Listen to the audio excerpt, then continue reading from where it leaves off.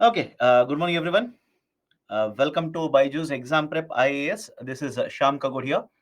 Now, before I start the discussion, if there is no issue with the sound, can you please give me a thumbs up? Please do let me know that I'm audible to you so that we can start the discussion. Done? Can we start now? Okay, let's start. So, the last week, if you remember what we have discussed, last week we have completed two very important chapters for the civil services examination. One was the concept of banking, chapter of banking, and second one was basically taxation. Both the chapters are very, very important, right? Very important. You can check the number of questions. Please glimpse through the last 5 years question papers. You'll understand why both are very important for you. Now, this week we are supposed to start with a new chapter, but before that, as promised, the exercise that we are doing now every week, as promised, please have a glimpse of all these articles. One is a concept of countervailing duties. Please do let me know, did we discuss idea of a countervailing duties in the classroom? Let me know, yes or no, right? Either yes is okay or no is also okay, so that I understand that I've discussed the idea with you people. Countervailing duties. So government of India is initiating a review of countervailing duties imposition on stainless steel. There is this article, please read it. Beyond that, what is the concept of CVD? More than sufficient. Do not try to by heart which product is covered under that, right, etc., etc. That is not important. Second one, inflation. In the last 2 weeks, has inflation been one of the central themes in newspaper discussions? Soaring cattle feed prices to drive up milk prices higher. This is one article which came in, right, Mint newspaper in the last 1 week. Important. Please read this article. Please read this article. Third article, India's rice curbs could spur inflation. This appeared in Hindu newspaper and all the other newspapers, including Hindu newspapers, even other newspapers, basically have discussed what is the impact of government of India's imposition on rice exports. Right, so have a look at this. This article is important. Please be very careful. Please be very careful related to these articles. Now, this article I would recommend, please do not miss it out at any cost. Please read this article. I'll repeat the statement. This article appeared in Indian Express, right? Last week it appeared in Indian Express. How not to tame inflation. Very, very nice article, has been written by one of the very important experts related to agriculture sector, Mr. Ashok Gulati. Right? Read this article. For example, couple of slides ago, I told you government of India is imposing curbs on rice exports. Correct? Two articles before, or even if you have read the newspaper, you will be able to answer this. Has government of India imposed a ban on some of the rice exports from India to rest of the world? What is the logic behind it? Government says the supply of rice in the domestic market might go down in this year, as a result of which market prices might increase. That can cause inflation. Now, is this policy effective? I hope you understand the statement here. Is this kind of a policy effective in reality? The article discusses that. Article discusses the same concept, right? The government of India's policies which have been undertaken in recent times in order to control inflation, are these policies effective or ineffective? If these are ineffective, then what should be the policies? What kind of policy should we implement in order to address the issue of inflation? Important article, very nice article. Please read it. And for example, let me know, can UPSC ask you this kind of a question? Discuss the effectiveness of recent measures undertaken by the government to control inflation. I'll repeat the question. Please do let me know. Is there a possibility of this question being asked in UPSC? I repeat the question. Discuss the effectiveness of the recent policies of government of India which have been undertaken in order to control inflation. Is this the kind of a question which UPSC will ask you? Is the logic okay with all of you? Right, UPSC is not going to ask you directly a straightforward question, what is inflation? If they ask you that kind of question, don't make a mistake, you should score very high marks. But can they ask a question, right, which is much more relative, which is much more associated with the current affairs like this? So to answer that question, please read this article. Read this article, and next week let me know. Next week when we meet on Saturday, let me know whether this article is relevant Can it help you in writing answers in the mains exam or not? Next article, urban cooperative banks. Last week, did we discuss urban cooperative banks? Please answer. Right, some of you have stopped answering altogether. Some of you do not reply to anything. Did we discuss the concept of urban cooperative banks last week? Sir, where did you discuss it? Under banking. Under banking sector. Now, what are the issues faced by urban cooperative banks? Right, there was one article in Financial Express which has discussed all these issues. Again, in current affairs, lot of discussion keeps on happening regarding urban cooperative banks. Hence, this article is relevant, important. Please read it. If any issue, please do let me know. Right, PSCs or PSCS and CSCs integration to fire up rural economy. Did I discuss the primary agriculture credit societies? Yes or no?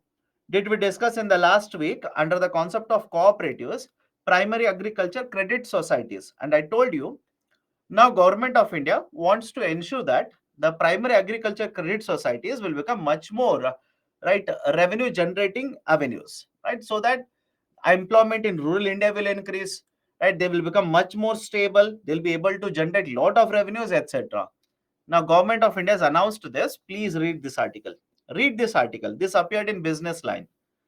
Next, full reserve banking. Now, what is the concept of full reserve banking? Please tell me. Last week, did we discuss fractional reserve banking?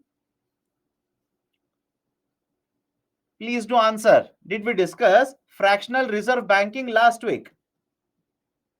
Anybody who says, sir, we have not even come across the term fractional reserve under the concept of banking. Did we come across this or not? If you're still having a doubt, please open the banking PPT. In banking PPT, at two places, I've written the concept of fractional reserve system. What is the idea of a fractional reserve system? You collect deposits. Part of the deposit, you will keep it with yourself. That is a bank, right? Either with yourself or with RBI. We have CRR, we have SLR, etc. Remaining, we are allowed to use for lending activity. That is a concept of fractional reserve banking system. Now, rather than fractional banking reserve system, what if I say full reserve banking system? Right? Look at the opposite side of it.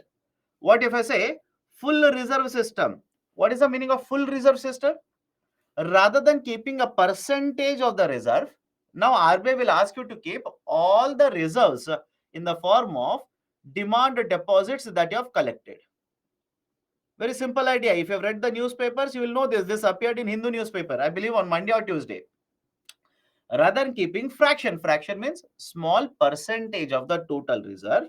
Now, all the demand deposits that you will collect, you will keep it in the form of reserve only. You are not allowed to use this money for lending purposes. That system is called as full reserve banking. And last week, that is, I believe on Monday or Tuesday, Hindu newspaper has covered this article. Please read this article. Please read this article. Next, NARCL. Let me know. Did we discuss NARCL in the classroom? Please do tell me. Reply, participate. Did we discuss NARCL in the classroom? Sir, what is NARCL? Bad bank. Concept of bad bank. NARCL is nothing but a bad bank. NARCL has acquired 21,000 crore worth of toxic assets. That is nothing but non-performing assets. But the target that has been kept by Government of India was 90,000 crore rupees. NARCL has collected only 21,000 crore worth of non-performing assets from the banking sector. The article discusses regarding NARCL. Please read it. Please read it. Right? Instant settlement. Today we will discuss. Don't worry. We have not yet covered instant settlement. But today we will discuss what is the concept of instant settlement. Right? This article, have you people read in the newspapers? Two articles have appeared in recent times. One in Business Line, second one in Mint. Government of India has amended law now and will allow private sector participation in mining out of precious or let's say rare minerals. Correct or no? Have you come across this article in the Hindu newspaper, in other newspapers as well? Government of India has amended various laws now, and as a result of this amendment, now now right? We will allow the private sector participation to mine out, right? Basically, mine out precious minerals now. The article is regarding that. Two articles I've given. Read these articles. Please read these articles. Government to open mining of lithium rare minerals to private sector. In fact, last week, not this or before that, around 10 days ago, we have discussed the concept of rare earth metals or rare minerals, not in classroom but in webinar. How many of you did attend that webinar? If you have not attended this, please right, at least view that webinar. We have discussed the concept of critical minerals, why these are called as critical minerals, why government of India is promoting, right, the idea of a critical minerals by publishing the first critical mineral list in India. Important, please read that concept. Okay. Next, government clears guarantee scheme for corporate debt. SEBI guarantees, guidelines out. This we will discuss today. Right, there is a very recent announcement by government, which is a scheme by the name of Corporate Debt Market Development Fund. CDMDF, Corporate Debt Market Development Fund. Now, what is this Corporate Debt Market Development Fund? We'll discuss. Right, don't worry, we'll discuss that in the classroom. Why? We will cover the concept of financial market today. Then I will discuss what is the idea of a CDMDF. Finance Commission will discuss today. Please read this article regarding Finance Commission. Two articles I've given, right? Both are related to Finance Commission. We'll discuss Finance Commission today. Don't worry. Done. So I've given around 14 articles in the last 1 week, which were covered in different newspapers, not just Hindu, Financial Express, Mint, Business Line, Business Standard, etc., etc. Right. So I hope you understand. Right. At least now I hope you understand. This is my fourth weekend with you people. Right. Fourth weekend. At least now I hope you understand. It is not just sufficient for you to read only one national daily. You will have to go beyond national daily and try to cover as many articles as possible. Right. Try to cover as many articles as possible. Okay. Done. So let me start with a new chapter today, fiscal policy.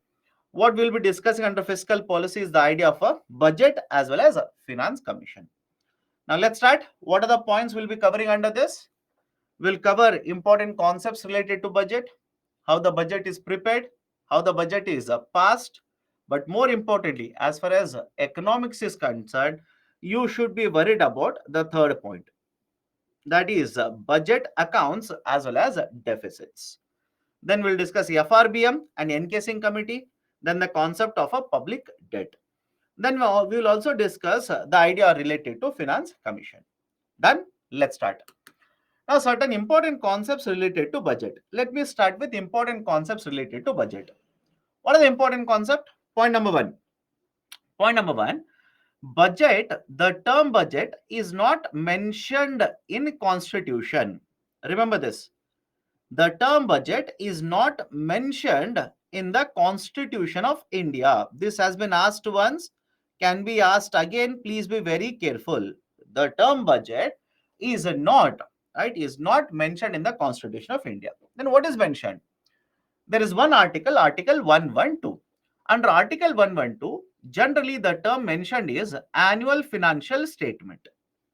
Annual financial statement, AFS, annual financial statement. Now, what do you mean by annual financial statement?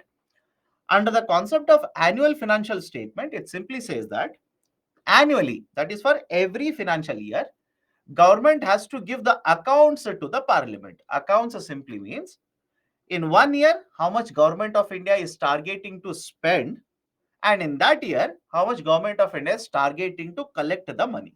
Simple argument.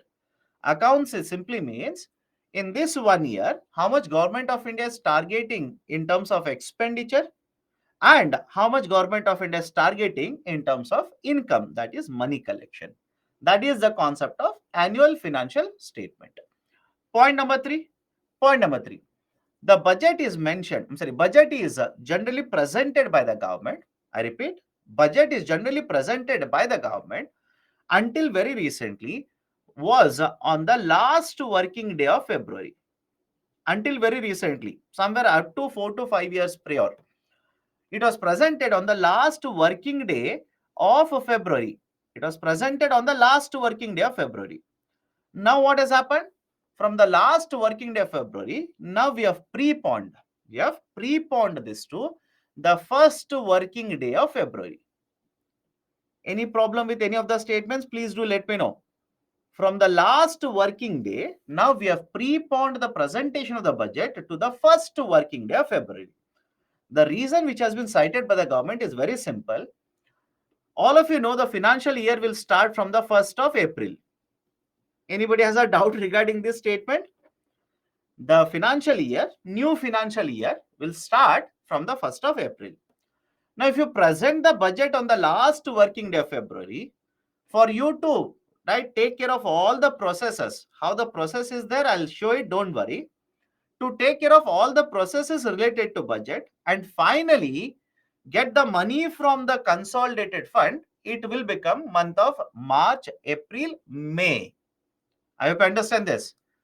The new financial year will start from the 1st of April, but you will get the permission to take the money from the account in the month of May. Don't you think there's a delay in providing the funds for various expenditures? Any problem in understanding the statement? Right? There is a delay in providing the funds for various expenditures because of this. Now, what we have done to address this issue, we have preponed the budget on the first working day of February, and so that before the 1st of April will start, before the next financial year will start, we will have the permission to withdraw the money. Now, what is this permission, withdrawal money, etc.? Please do let me know. In polity classes, have you come across the term Consolidated Fund of India? Please participate in the classroom. Have you come across the term Consolidated Fund of India? Please do let me know. There are two articles very important in polity. Article 266, Article 267, which talks about Consolidated Fund, Contingency Fund, etc. Have you come across the term Consolidated Fund of India, CFI? If the polity classes are not yet over, don't worry. They will cover this in entirety. It is important under polity. They'll cover this completely in the classes of polity. But what is the essence? I'll not discuss consolidated fund, right, from polity perspective. What is the essence of the discussion here? If Government of India wants to take out even 1 rupee from the Consolidated Fund of India, they need approval of the Parliament. They need approval of the Parliament. Now, don't worry about what is the article number, what is this, what is that. Don't worry, right? You're talking about economics. Stick to economics. Everything related to this, you will cover this under polity. Have patience with that. So, Consolidated Fund of India, Government of India, if they want to take out even 1 rupee from the Consolidated Fund of India, they need the approval, they need the permission of the Parliament. For that reason, please understand, whenever the budget is presented, there are two very important documents. I repeat, whenever the budget is presented, there are two very important documents. There are many documents in the budget, but the most important documents are: one, appropriation bill. One is appropriation bill. Right? What is the meaning of appropriation bill? Appropriation bill will give you details of expenditure government will incur. Appropriation bill will give you details of expenditure the government will basically incur. Now, please tell me, if Government of India wants to spend the money, from where will they withdraw the money from? From where will they get the money from? From the Consolidated Fund of India. But if you want to get the money from Consolidated Fund of India, don't you think you require the permission of the Parliament first? Any problem in the understanding the dots? Please do let me know. Any problem in connecting the dots? If you people do not reply to me, I'll assume you have understood and I'll go forward. Right? Trust me. If you don't reply, Sunday morning 10 o'clock, if you don't reply, I'll assume that you have understood and I'll go forward. So argument is simple. Government of India wants money to spend. This should be very clear. They want to spend money. But from where will they get the money? They will have to take the money from Consolidated Fund of India. But the Constitution of India says If government wants to take even 1 rupee out of the consolidated fund of India, then they will have to take the permission of the parliament. That is the reason I'm saying government will introduce a bill in the parliament, get it passed in the parliament, send it to President of India, and once the President of India will give the signature, now Government of India will be allowed to withdraw money from Consolidated Fund of India. So appropriation bill, details of the expenditure will be provided, and on the other side there is a finance bill. There is a finance bill, and in finance bill, right, the details of income or revenue earned by the government will be provided. For example, sir, how government will earn income? Can I say government will sell assets owned by Government of India? Any problem with this? Government can sell assets owned by Government of India. And this process of selling of the assets is called as disinvestment. The process of selling these assets is called as disinvestment. So government can sell the asset. Best example, current affairs, Air India. Any problem here? Best example in the current affairs is Air India. Government of India sold its asset, got the money. Second one is government, right, can earn income in the form of various charges. Any problem here? Government can earn income in the form of various charges. For example, imagine Government of India will provide certain services to you, such as passport services, driving license, etc. Will government collect charges from you? Think of it. Will government collect charges from you? Of course, yes. So various charges, through that government can collect money. Third one, the most important of all of them, taxes. Most important, right? Taxes. The direct taxes, indirect taxes, government will be collecting lot of money in the form of taxes. So appropriation bill talks about, or the gives the details about expenditure incurred by the government, and the finance bill provides information regarding the income or the revenue side of the budget, right, for the government. Apart from these two, are there any other documents? Of course, yes. Don't start asking about these because we'll discuss them in detail.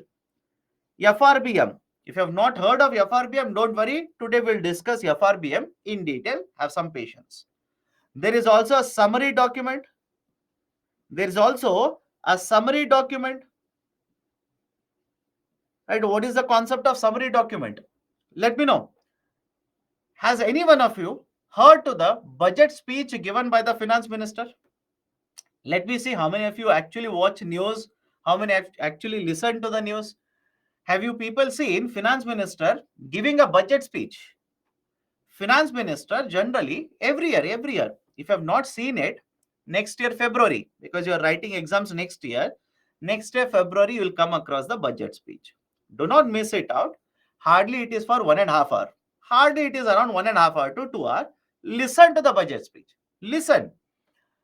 Now, what is that budget speech? A budget speech basically is a summary of all the budget documents. Budget speech is a summary of all the budget documents. Because trust me when I say this, budget documents are generally 100 pages.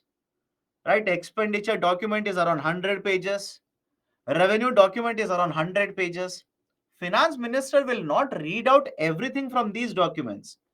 Finance minister will give you a summary of all these documents. That is a budget speech, that is a summary document. There is also a tax expenditure document.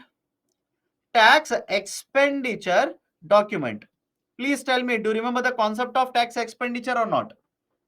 Let me see. Do you remember the concept of tax expenditure or not? And if you're still confused, sir, where have you discussed tax expenditure? Under certain concepts of taxation. Open the PPT on taxation. Certain important concept of taxation. There was a term called as a tax expenditure. Right? And some of you are saying it is the cost related to tax collection. No, my dear, you are not revising. Right? That is tax expenditure refers to how much a tax revenue will be foregone. Foregone means not collected by the government because of exemptions, rebates, etc. That is the tax expenditure. So fifth point is very simple here. Many documents are presented during the presentation of the budget, but the most important ones are appropriation bill and finance bill. Any problem with any of the points, please do let me know. Otherwise, I'll go forward. Any problem with any of these points, please tell me the point and number. Don't say, yes, there is a problem. Then I'll say, great. And what is the problem? So please tell the point. Point number 5. My dear, I'm saying there are many documents which are presented by the government in the budget. One document is appropriation bill, which will give you details of how much expenditure government will incur by withdrawing from consolidated fund of India. And there were two students who said, from where will the government collect money? That is the reason there is a second document, finance bill. What does the finance bill tell you? Finance bill will give you information regarding from where government will earn the money from. Right? Government can sell the asset. Government, right, will collect certain charges. Government will collect taxes, etc., etc. Third document is FRBM. We will discuss FRBM separately. Do not ask questions about it right now. Please wait. Next one is a summary document. Summary document is a summation of all these documents. Then the tax expenditure document, which will provide you details of the amount of tax revenue foregone by the government in the process of collection of taxes. Okay, these are certain important points. Next, generally, whenever you talk about budgets, there can be three types of budgets. Point number 6. One is called as a surplus budget. What do you mean by surplus budget? Please look at the name itself. Please look at the name. Is it not self-indicative? One is a surplus budget. What do you mean by surplus budget? Surplus budget is a budget where expenditure is smaller than income collected. E is nothing but expenditure. E is nothing but expenditure. I is nothing but income or revenue. Income or revenue. How much is the government collecting the money in the form of revenue? It is more than expenditure incurred. Surplus budget. Second one is a deficit budget. Second one is a deficit budget. What do you mean by deficit budget? Simple. Exactly opposite. Expenditure is greater than revenue or income. Third one is a balanced budget. Third one is a balanced budget. What is a balanced budget? Expenditure is equal to revenue. Very simple. Expenditure is equal to revenue or income. Now, based on this and earlier classes, let me know. What do you think? The states in India, the government of India, does it have the first type, second type, or the third type? Let me see. Based on the discussion that we have had so far in the weekend classes, which one do you think government of India or even the states have? First one, second one, or the third one? All of you will agree it is the second one. Anybody has a problem with this? Please do let me know. All of you will agree it is the second one. Many of you will ask me, sir, how? How can you say India has a second one? We have not yet discussed budget in India. But do you remember functions of RBI? Let me know. Do you remember functions of Reserve Bank of India? And one of the function I said, RBI will work as a banker to the government. And while discussing banker to the government, did I tell you RBI will help government of India to borrow from the market? Let me know. Right? RBI will help government of India to borrow from the market. Did I say this statement or not? Of course, yes. I've told you this. How it will help? What are G securities? Right? What is the difference between treasury bills and government bonds? All of this I've explained. So, government of India generally experiences a deficit budget. And when there is a deficit budget, right, can we also come to one more conclusion? Government of India will be forced to borrow from the market. Let me know. Right? When there's a deficit budget, can we also come to one more conclusion? Can we have one more inference here itself? Government of India will borrow from the market. Anybody has a problem with this point? Please do let me know. Anybody has a problem? Please do let me know right now. We have discussed all of this. We are making a consolidation of this. Now, what are more concepts related to budget? There is a concept called as gender budgeting. Second one is called as a zero-based budgeting. Third one is called as outcome-based budgeting. Let's go one by one. First one is gender budgeting. Second one is a zero-based budgeting. Third one is outcome budgeting. Now, what do you mean by gender budgeting? Understand the definition first, then we'll give you explanation. It is a policy approach followed by the government to promote gender equity in the economy. Right? What is this policy approach?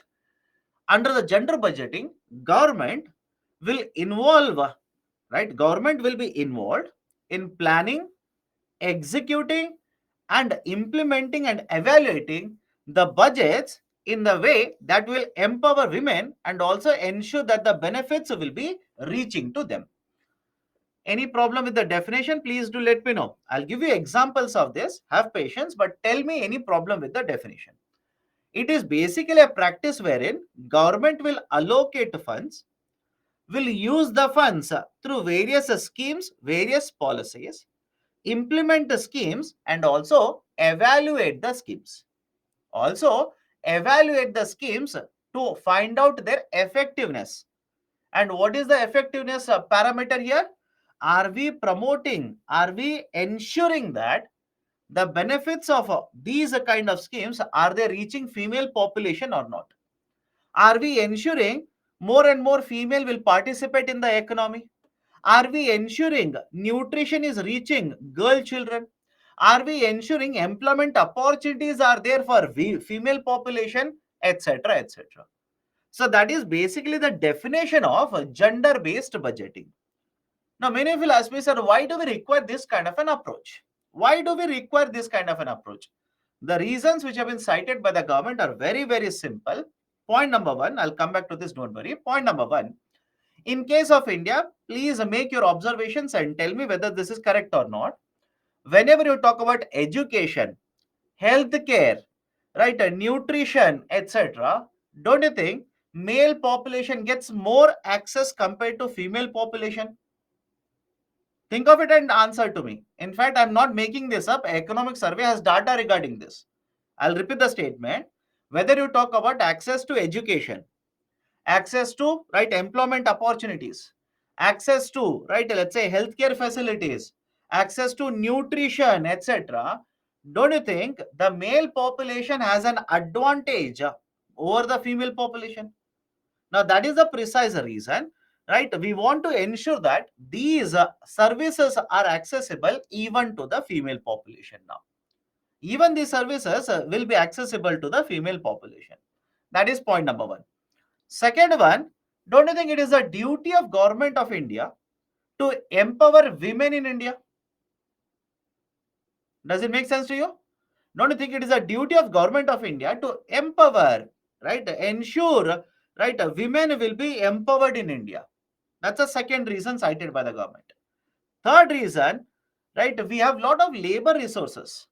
We have lot of labor resources, but we want to ensure that certain sectors which require female labor resources are able to get access to this female labor. For example, let me know hospitality sector. In hospitality sector, is female labor required more, or is the preference given to female labor or male labor? Think of it and let me know. Textile productions. Right, please let me know. Think of it and tell me. Hospitality means right. Let's say the hotels, restaurants, right? Big hotels chains, etc., etc. Don't you think in hospitality, female labor is preferred more compared to male labor? In textile production, that is right, making right textile products. I don't you think female labor is preferred more compared to male population? Now, because of their skill set, so now we want to ensure that we will implement certain policies and ensure female participation or female labor participation in these sectors will increase. That is the third objective or third right reason why government is implementing these kind of policies. And the fourth one is, as per economic survey, whenever female labor gets access to these kind of services, becomes empowered, gets a job in the market, etc., the incidences, right? The incidences, that is the right, the cases against women, violence against women has actually come down. Any problem in understanding fourth point? Whenever women are empowered, the incidences of violence against women have actually come down in the society. So these are some of the reasons which have been cited by the government to promote the concept of gender budgeting. Any problem here? Can we go forward? Any problem? Any problem with any of the points? Please do let me know. Right? It is also done in order to ensure that the budgetary policies do not increase social as well as economic inequalities in the market. Already we are saying income inequality is very high in India. I'll just give you one data set. Please understand the importance of that. Later also I'll show you this when I take up inclusive growth. In case of India, around 18 to 19% of the total income generated in India, around 18 to 19% of the total income generated is earned by female workforce, and around 81% of the income generated is earned by the male workforce. Please tell me, right, is it not a gender income inequality? Let me know. Is it not representing gender income inequality? That is, there is such a huge difference between how much income the male population is earning in India and how much is the income earned by female population. So this is the reason why government of India says we want to implement these kind of policies so that income inequalities, social inequalities, economic inequalities in India will not increase, rather these will decrease over a period of time. Gender budgeting will involve three very important goals. One is we want to mainstream the gender issues in the government policies. What do you mean by mainstream? We want to ensure that the government policies will reflect the argument of gender empowerment. Is the logic okay? Whatever policies are implemented, government itself will ensure that their policies will reflect the argument of gender empowerment. Right? That is the second one. I'm sorry, that's the first one. Second one, increase the accountability over the government's commitment to gender equality. Right? For example, every government will keep on arguing that we need to, right, promote women's participation in the economy. We need to provide them with skill set. We need to provide them with access to nutrition, access to job opportunities, etc., etc. Now, what would you prefer?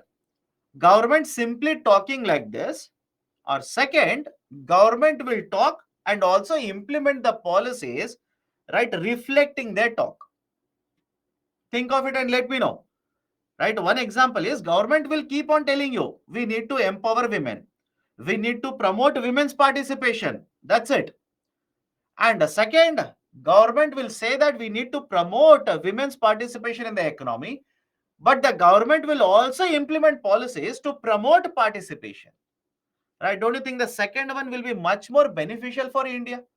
But how do you understand whether the government is simply talking or government is talking as well as implementing policies? Then hold them accountable by conducting gender budgeting evaluation. Find out of total expenditure how much is government of India spending on women, right? How much is the government of India spending on, right, skilling women? How many jobs are they creating for women, etc., etc. And the fourth point is change budgets as well as the policies of the government. Sorry, third point is change the budgets as well as the policies of the government. So these are the three very important core goals of gender budgeting. Any problem with any of the points? Is this batch for morning batch students? Did I say that this is for a morning batch student? Did I ever say that? Right? Why? I've never said that this is a morning batch. I've said this is a weekend batch. From the first point itself, I'm saying this is the weekend batch. Okay. Promote greater accountability, my dear. You want to find out whether government is spending money on schemes for women's welfare? Yes or no? Do you want to find out whether government is implementing policies to provide skill set for women? You want to find out whether government is providing, let's say, hostel facilities for girl children.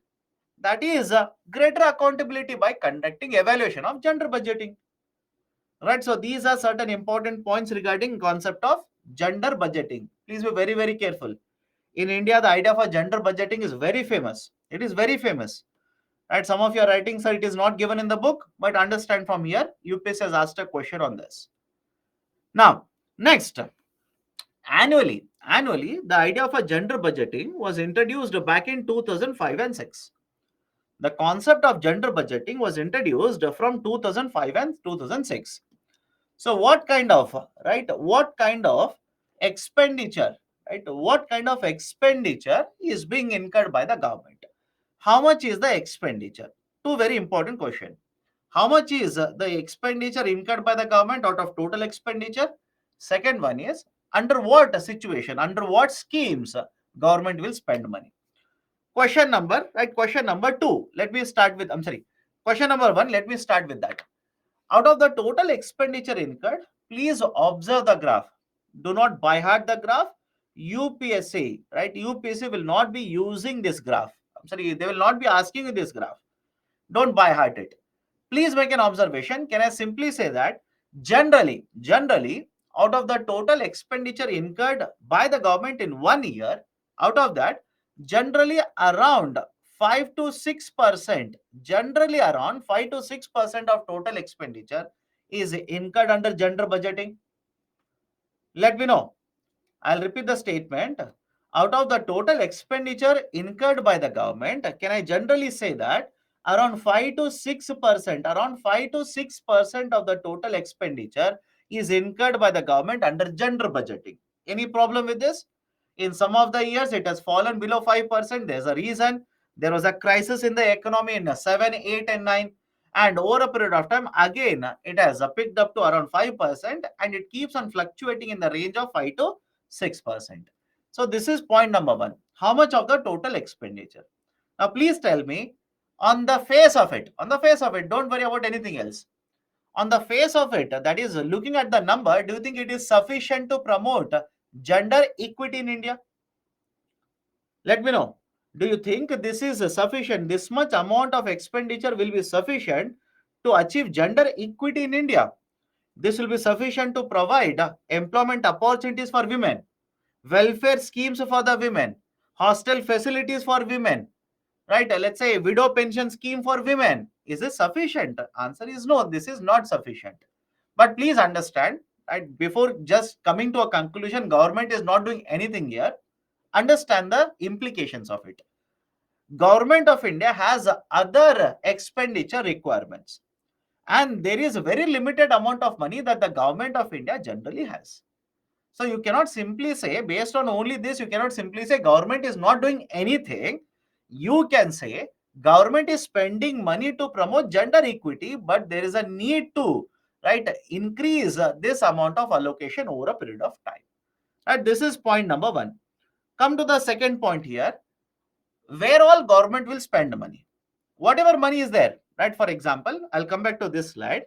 For example, for the financial year, for the financial year 23 and 24. All of you will agree this is the current financial year. For the financial year 23 and 24, how much government of India has allocated under gender budgeting? Government of India has allocated around 2.23 lakh crore rupees or 2.23 trillion rupees, which is a slightly higher number compared to last year. Slightly higher compared to last year. But where will the government use this 2.2 trillion rupees? Where all they'll spend this money? Please remember, all this money that they spend is classified under two schemes, two types of schemes. I'll repeat the statement here. All this money under gender budgeting, right, that the government will spend in one financial year is classified, is divided into two types of schemes. What are the two types of schemes? One is called as a Part A. Second one obviously has to be called as Part B schemes. Right? Part A schemes and Part B schemes. Now, what is the meaning of Part A schemes and Part B schemes? In Part A schemes, whatever funds are allocated, 100% of the funds will be used for allocation for women only. I'll repeat the statement. Under Part A schemes, I'll give you examples, have patience. Whatever funds have been allocated by the government, right, under Part A schemes, all the money will be used only for women. Whereas a Part B schemes are those where at least 30%, where at least 30% of the funds will be used for providing benefit to women. Example of a Part A scheme, widow pension schemes. Let me know. Best example for type A or right, basically Part A schemes is widow pension scheme.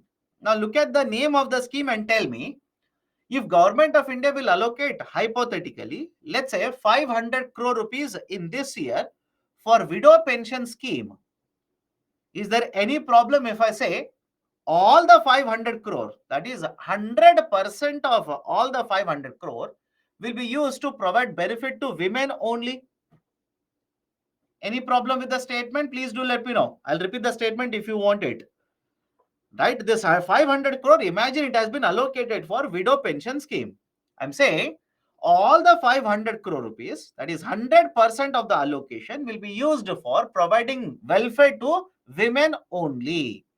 These are collectively referred as Part A schemes. Some of the examples are given here. Have a look at it. What about Part B schemes? What about Part B schemes? At least 30% of the funds, at least 30% of the funds allocated for this scheme will be used to provide benefit for women. For example, right, MGNREGS. Have you come across this? Mahatma Gandhi National Rural Employment Guarantee Scheme. MGNREGS. Under MGNREGS, Government of India says at least 30% of the funds that I have allocated will be used to provide 100 days of welfare, 100 days of wage employment for women. Right, so in Part B schemes, at least 30% will be used for welfare of the women, and Part A, right, basically 100% of the funds will be used for, right, welfare of the women. Now, right, out of total expenditure incurred by the government, is maximum in the form of Part A or is the maximum in the form of Part B scheme? Just make an observation. You will realize that historically, you will realize that historically, most of the funding or most of the allocation that is done by the government, it is in the form of a Part B under gender budgeting, and generally around 20% plus, generally around 20% plus is in the form of a Part A scheme. Done? Right? Any problem with this? Any problem with this concept? Please do let me know. Any problem with what I've discussed? This is the idea of a gender budgeting. If a question is asked, provide a way forward to this. Please recommend a way forward. You can recommend like this. Point number one, we need to increase the allocation. We need to increase the allocation, that is out of budget, how much funds we are allocating in percentage. We need to increase the allocation, right, more and more towards the gender budgeting. Second one, very few of the ministries are involved in gender budgeting in India. We need to enhance the participation of departments. We need to enhance the participation of ministries under gender budgeting. And point number three, please do let me know, is allocation of the funds, is it equal to utilization of the funds? Think of it and answer to my question here. If funds are allocated, does it mean that funds will be always utilized? Right, sir, what do you mean by that? Can you give me an example? I'll give a very simple example. Imagine in a household, your parents will give you 10,000 rupees. Okay, this month parents will give you 10,000 rupees. Does it mean that you will use all the 10,000 rupees? Think of it, right? Some of you might utilize all the 10,000 rupees. Ask for more. Some of you might simply say, right, I don't require 10,000 rupees. You might use only 3,000 rupees. You might simply use 5,000 rupees. You might use only 1,000 rupees. Or some of you will be very busy with UPSC preparation. You will not go out anywhere. You will not order anything on Swiggy. You will not spend even 1 rupee out of it. So can you apply the same logic to the ministries which are implementing such schemes? Which means all the funds which are allocated may not be utilized completely by the ministries. So there is also concern regarding underutilization. Is that term okay with all of you? There is also concern regarding gender budgeting, that is underutilization of the funds which have been allocated. Right? So we need to improve utilization of the funds in order to ensure gender budgeting will be implemented and the objectives of the gender budgeting will be achieved. Can we go forward? Can we go forward? Anybody has a problem with what we have discussed in the gender budgeting? Let me know. Anybody has any kind of a concern issue regarding what we have discussed in the gender budgeting? This is the right time to ask the question. How much marks does a good answer get in UPSC exam? There is no unified formula. If you can score, trust me, if you can score somewhere above 50% of highest marks, total marks allocated. I'll repeat the statement. If you can score above 50%, right, for let's say whatever the total marks allocated for a question, for example, it's a 10 marker question. If you can score more than, right, let's say 5 or 6 marks for this question, this answer that you write, that will be considered to be a very, very good answer. Okay. Any widow can get pension compulsorily. Not any widow. Please understand, any kind of scheme that is implemented by the government, there will be certain conditions attached to it. Certain conditions attached to it. Right? Your household should be like this. Right? The number of people who are earning. Right? Was the only person, right, who was dependent on the, right, the person passed away. Was it you? Or is there any billionaire in your house? Etc. There are many conditions attached to the scheme. Can we go forward now? Any problem? Can we go forward? It's Manrega. It's not MGNREGS. My dear, Manrega, please understand. Manrega, MGNREGA. Why this is called as Manrega? Please understand. It is a bill. It is a bill which was passed by the government. And whenever a bill is passed by the government, it is called as an act. Does it make sense to you? A bill to implement the scheme was launched by the government or was introduced by the government in the parliament. So the bill was passed, hence this is called as an act. But using Manrega, that is an act, we have implemented a scheme by the name of Manrega, right? That is MGNREGS. So either you write yes or write A, doesn't matter. The evaluator will understand you're talking about this only. Okay, done? Anything else? Any other doubts that you people have, please do let me know. Is this 5 to 6% gender equity budgeting or female gender budgeting? Gender equity. Gender equity. Gender equity basically covers much more higher than gender equality. Now, many of you are asking me, sir, what is equity and equality? Or many of you have a doubt. What is equality or equity? Let me ask you a very simple question. Equity simply means fair. Let me know. Imagine there are two people, A and B, in the economy. A is earning, right, let's say 1 rupee a day, and B is earning, right, let's say 100 rupee a day. Both are poor. Is the statement correct? First and foremost, right? A and B, both are poor. 100 rupee a day is not a very big amount in India. So A is earning 1 rupee, B is earning 100 rupee. Both are poor in India. Anybody has a problem with this statement?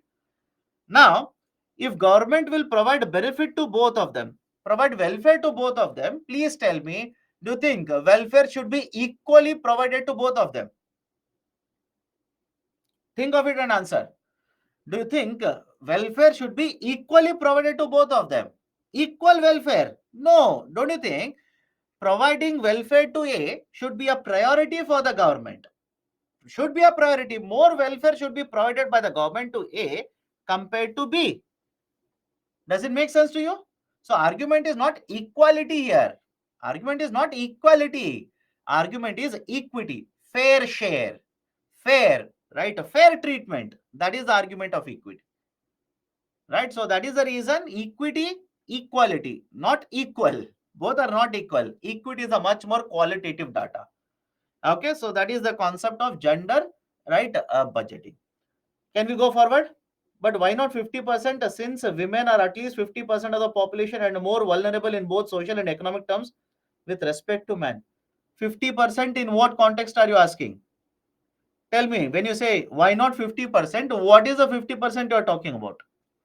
Okay, let me go to the next one. Outcome budgeting. Okay, outcome budgeting. Now, what is this concept of outcome budgeting? Outcome budgeting, let me show a picture here.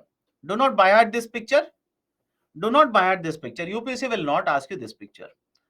But observe. Question number 1. Is the picture visible to all of you?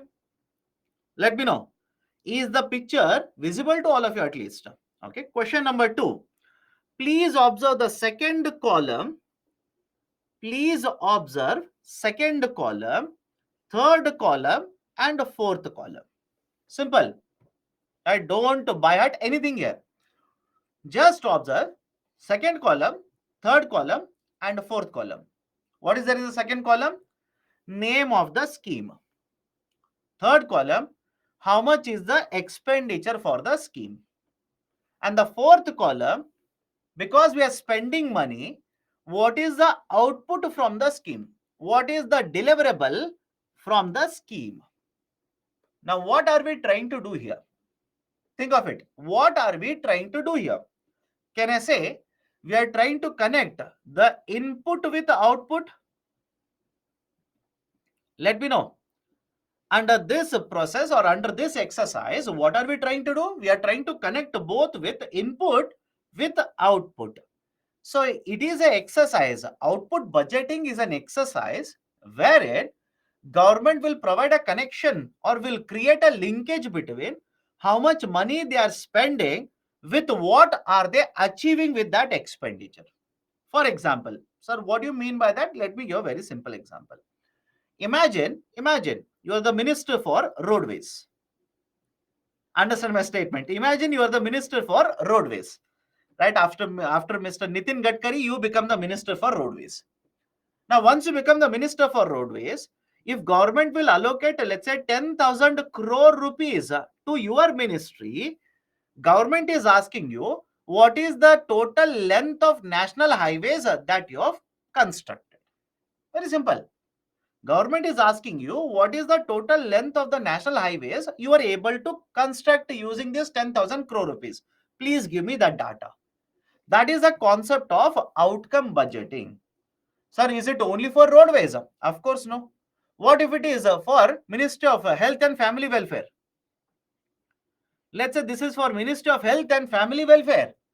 For Ministry of Health and Family Welfare, can this be one data input and output? Government will allocate 10,000 crore rupees. The Ministry of Health and Family Welfare has to provide information regarding how much hospitals they have constructed in the last 1 year. Is it connecting input with output? Are we creating a linkage between how much is the money spent with what delivers or what deliverables or what output we have achieved? That is the concept of output budgeting. Now, some of you are asking definition of it, right? Understand this. The definition of outcome budgeting, right, or output budgeting is that we are trying to establish the relationship using this. We are trying to establish the relationship between inputs and outputs, right? This right, basically is done, right? Have a look at this. This is done, right, wherein we want to ensure whatever money is spent efficiently.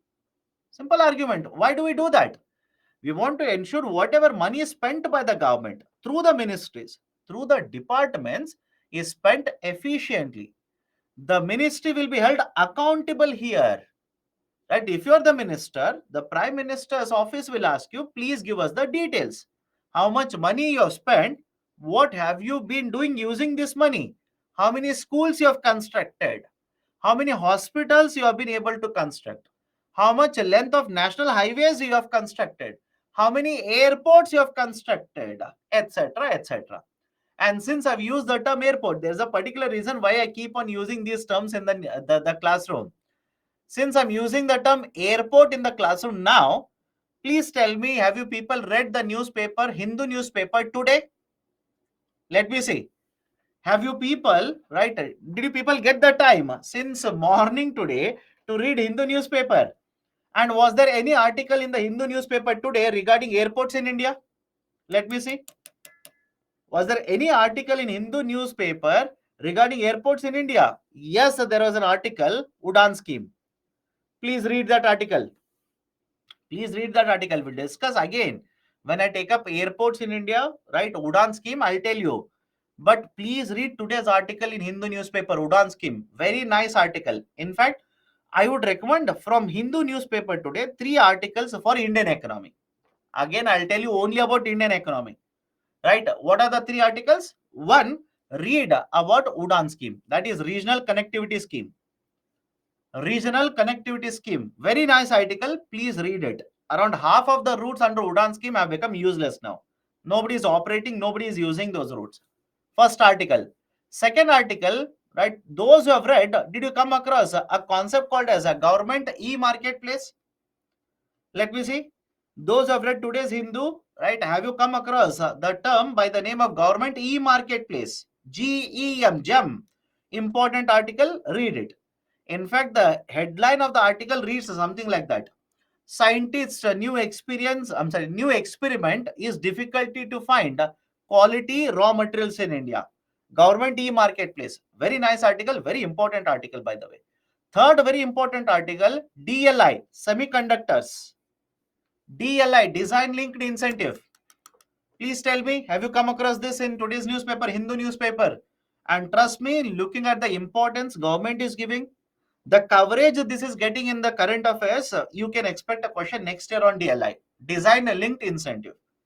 Right? Old scheme. It was announced 2 years ago, 3 years ago by Government of India, but now this is gaining lot of traction. This is gaining lot of importance very, very recently. If you ask me, that article on DLI can provide you so many answers to the question. For example, if the question is critically evaluate the situation of semiconductor manufacturing in India, the article is the answer to you. Read it. Please read it. In the last couple of days, a lot of discussion is happening regarding semiconductor manufacturing, chip manufacturing in India. Right? The article is a very nice article, very lengthy article. Only one column is there. Very lengthy article. My recommendation, please do read it. So 3 articles from today's Hindu newspaper. Please read those articles. Okay, now come back to the discussion that we are doing here. Outcome budgeting. What is this idea of outcome budgeting? In outcome budgeting, we are presenting the expenditures incurred in the budget in the form of what is the name of the program, what is the performance of the program, etc. That is a performance in the sense, what is the output of the scheme, what is the deliverable under the scheme that is being implemented. Right? Basically, it is done in order to connect, in order to create a relationship between, right, the input as well as output. Right? These are developed based on the relationship between funding as well as expected results. It will enhance the visibility into how government policies are actually being implemented, how policies are translating, are transforming, right, let's say, into deliverables or output. Right? In this, the budget allocations are always measured in terms of outcomes. Any problem with outcome budgeting here? Please do let me know. Any problem with outcome budgeting? Can we go forward? What are the basic features of outcome budgeting? These are the basic features, my dear. And any example of outcome budgeting? I told you, for Ministry of Health and Family Welfare, they will submit a document to the government that is called as outcome budgeting. Ministry of Roadways will submit a document to the government where they will tell the details of how much expenditure they have done, what is the deliverable. Some more examples. My dear, this is done by every ministry. Why do you want some more examples? This is done by every ministry. Don't you think any ministry that will receive the funds from the government will have to submit a document to the government detailing how much money they have received, how much is the deliverable? Think of it, no? Think of it. Think logically. If government is giving you 100 crore rupees, you might belong to any ministry. Don't you think government of India will ask you, right? Tell me how much money did you get from us and what did you achieve using this money? Of course, yes. Right. So every ministry will submit a policy document, that is outcome budget document, to government of India. Right. So every ministry does it. Every ministry. Now please don't ask me which ministry is there in India. That is for you to read. Have you not come across civil aviation ministry, ministry of external affairs, right? A ministry of heavy industries, etc. All of these are there. Okay, this is outcome budgeting. Third one is a concept of zero based budgeting. Concept of zero based budgeting. Now, what is this idea of a zero based budgeting? Let me start with a very simple example. Understand this very carefully. Imagine you are the finance minister. Okay, you are the finance minister. Now, when we are allocating the budget funds, when we are discussing how much funds should be allocated for one ministry, there are two ways that you can decide how much funds should be allocated. Right? Example one. Example one. Listen to this very carefully. I'll ask you a question after this. Example one. You are the finance minister. You will say, last year we allocated 100 crore rupees. This year, we'll simply increase the allocation by 20% to 120 crore rupees. This is one way you can allocate the funds. Second way, this year, right, this year when you want to allocate the funds to me, you will ask me, please tell me for what all purposes you require funds. Is the logic okay? I'm talking about second example now. Under the second example, you will ask me, tell me for what purpose, for what reasons you want funds. If you don't tell me anything, I will simply allocate 0 rupees to you. You'll have to tell me for what reason you want the funds. You tell me, right? Otherwise, I'll simply allocate none of the money to you. I will allocate 0 rupees. Now I will tell you, sir or madam, I require, right, let's say 30 crore rupees to construct one hospital. So you will say 0 plus 30 crore rupees. Then I'll say, there is one more hospital that requires a repair. For that, I will require another 20 crore rupees. You'll say, okay, take it. Then I'll say, I want to launch a scheme where I will provide a free healthcare insurance for certain population. For that, I would require another 50 crore rupees. Now you'll say, okay, take another 50 crore rupees. Then I will say, right, I will require another 20 crore rupees because there is one more scheme which is already there, which we need to again implement this year. So you will say, okay, take another 20 crore rupees. So total 0 plus 30 plus 20 plus 50 plus 20 will become 120 crore rupees. Now please look at the both of the examples and now tell me, if you are the finance minister, which one do you think is much more efficient?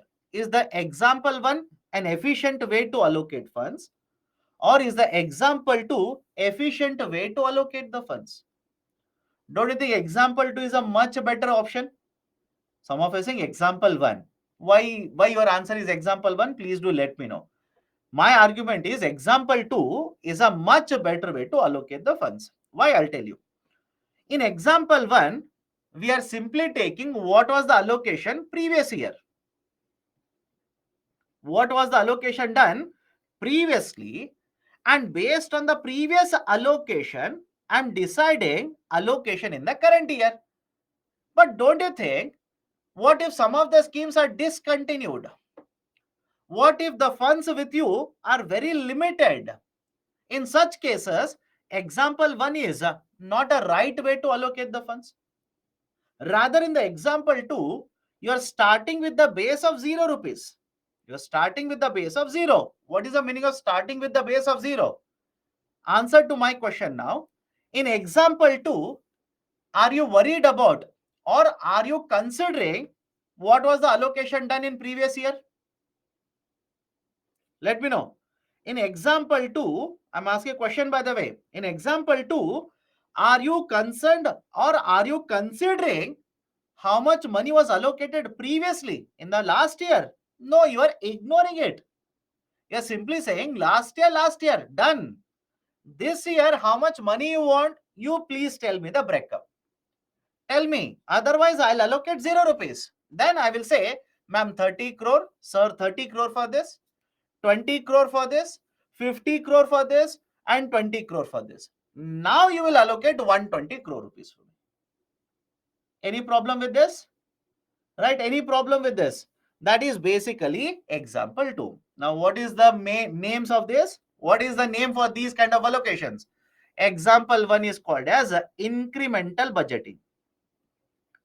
Example 1 is called as incremental budgeting. Incremental means incrementally small changes. Government will simply allocate more funds based on right the last year number. Right? Take the last year number as a base, increase the allocation. Whereas in example 2, last year allocations, earlier allocations are ignored. This year, how much funds you want, right? The breakup has to be provided, only then the funds would be allocated. This is called as zero-based budgeting. This is referred to as zero-based budgeting. Now, don't you think under zero-based budgeting, one, we are ensuring that resources are used very efficiently? Think of it. If you disagree, let me know the argument. Under example 2, that is a zero-based budgeting, we are trying to ensure whatever resources are there, we are allocating the resources very efficiently. Second one, we are holding the ministry also accountable, right? We are not simply allocating the funds. We are asking the ministry, please tell us how much money you want. For what purpose you want? Please tell me the information. We are holding the ministries accountable. And don't you think transparency in the allocation of the funds, utilization of the funds, etc., will be increased under example 2? These are some of the reasons, right? Why in certain time period, not always in India. In certain years in the past, we have actually used the concept of zero-based budgeting. Right? Generally, we don't use it, but in the past, we have actually used zero-based budgeting. Why the most important advantage of zero-based budgeting is, let me know, can we prioritize expenditures under zero-based budgeting? Think of it. If you have a doubt, please do let me know. Can we prioritize the expenditures under zero-based budgeting? That is, let's say, right, the money that the government of India has is very limited, very less amount of money. In that situation, if I go for incremental budgeting, I don't know what is my priority. I'll simply take last year allocation, increase it by 10%, increase it by 20%, and allocate the funds to the ministry. Whereas if I go for zero-based budgeting, now think of it, you're the finance minister. I'm saying I want to launch a new scheme. You're the finance minister. I'm the minister for another ministry here. I will tell you I want to launch a new scheme. For that, I need 50 crore rupees. Can you tell me now, sir, the money that we have is limited. Let's not launch the scheme. Please let me know. Can you do that now? Under zero-based budgeting, is that possible? Can you ensure money will be allocated only for necessary things? Can you ensure priority will be given to important schemes and not required? We can discontinue them under the zero-based budgeting. That is the reason zero-based budgeting is a better version compared to the idea of a incremental budgeting. So have a look at certain points here. In case of zero-based budgeting, every program is started at a zero base and every allocation has to be justified. Even if I want to get 10 rupee, I will have to tell the minister why do I require that amount. Can we go forward? Under this, the each year's allocation is done independent of allocation done in the previous year. Whatever funds are allocated in the previous, ignore it. That is not important. Talk about the current year. Why do you require funds? Please tell me that. It covers both existing as well as new initiatives of the government. It will provide a mechanism using which government can use the resources efficiently and will also help the government in making credible as well as rational allocations. Any problem with this? Let me know. Before announcing budget data, is finance minister before only asked to ministers? I'll tell you how budget is prepared. Have patience. I'll tell the how budget is prepared, right? I'll show you the process. Don't worry. Any problem with any one of these, please do let me know. What are the objectives? Ensure that important task is given more priority. Schemes which are more important should be allocated funds. Programs which are not relevant today do not allocate funds. Allocations must be justified. Wastage of the resources will not take place. The activities always will be under the regulation or the constant review of central government. Right, in India, I've told you earlier, we have used a concept of zero-based budgeting, but every year we don't use it. Okay, so these are certain important concepts related to budget. Any problem with any of the concepts, please do let me know. Otherwise, we'll go forward. Are these types specifically mentioned in budget while allocation? What do you mean by this? Please do let me know. I am not able to understand the question. Are these types specifically mentioned in the budget while allocation? Government will publish a document which is called a general budget itself. Right, a zero-based budgeting, today we do not follow it generally. 1980s we followed it. Today we don't follow it. Outcome budget, the ministry, every ministry will submit a document to the government of India in the name of outcome budget itself. Okay, can we go forward? Any problem with this? Any of the problems with the concepts, please do let me know. Did government of India example 1 will follow or any other examples?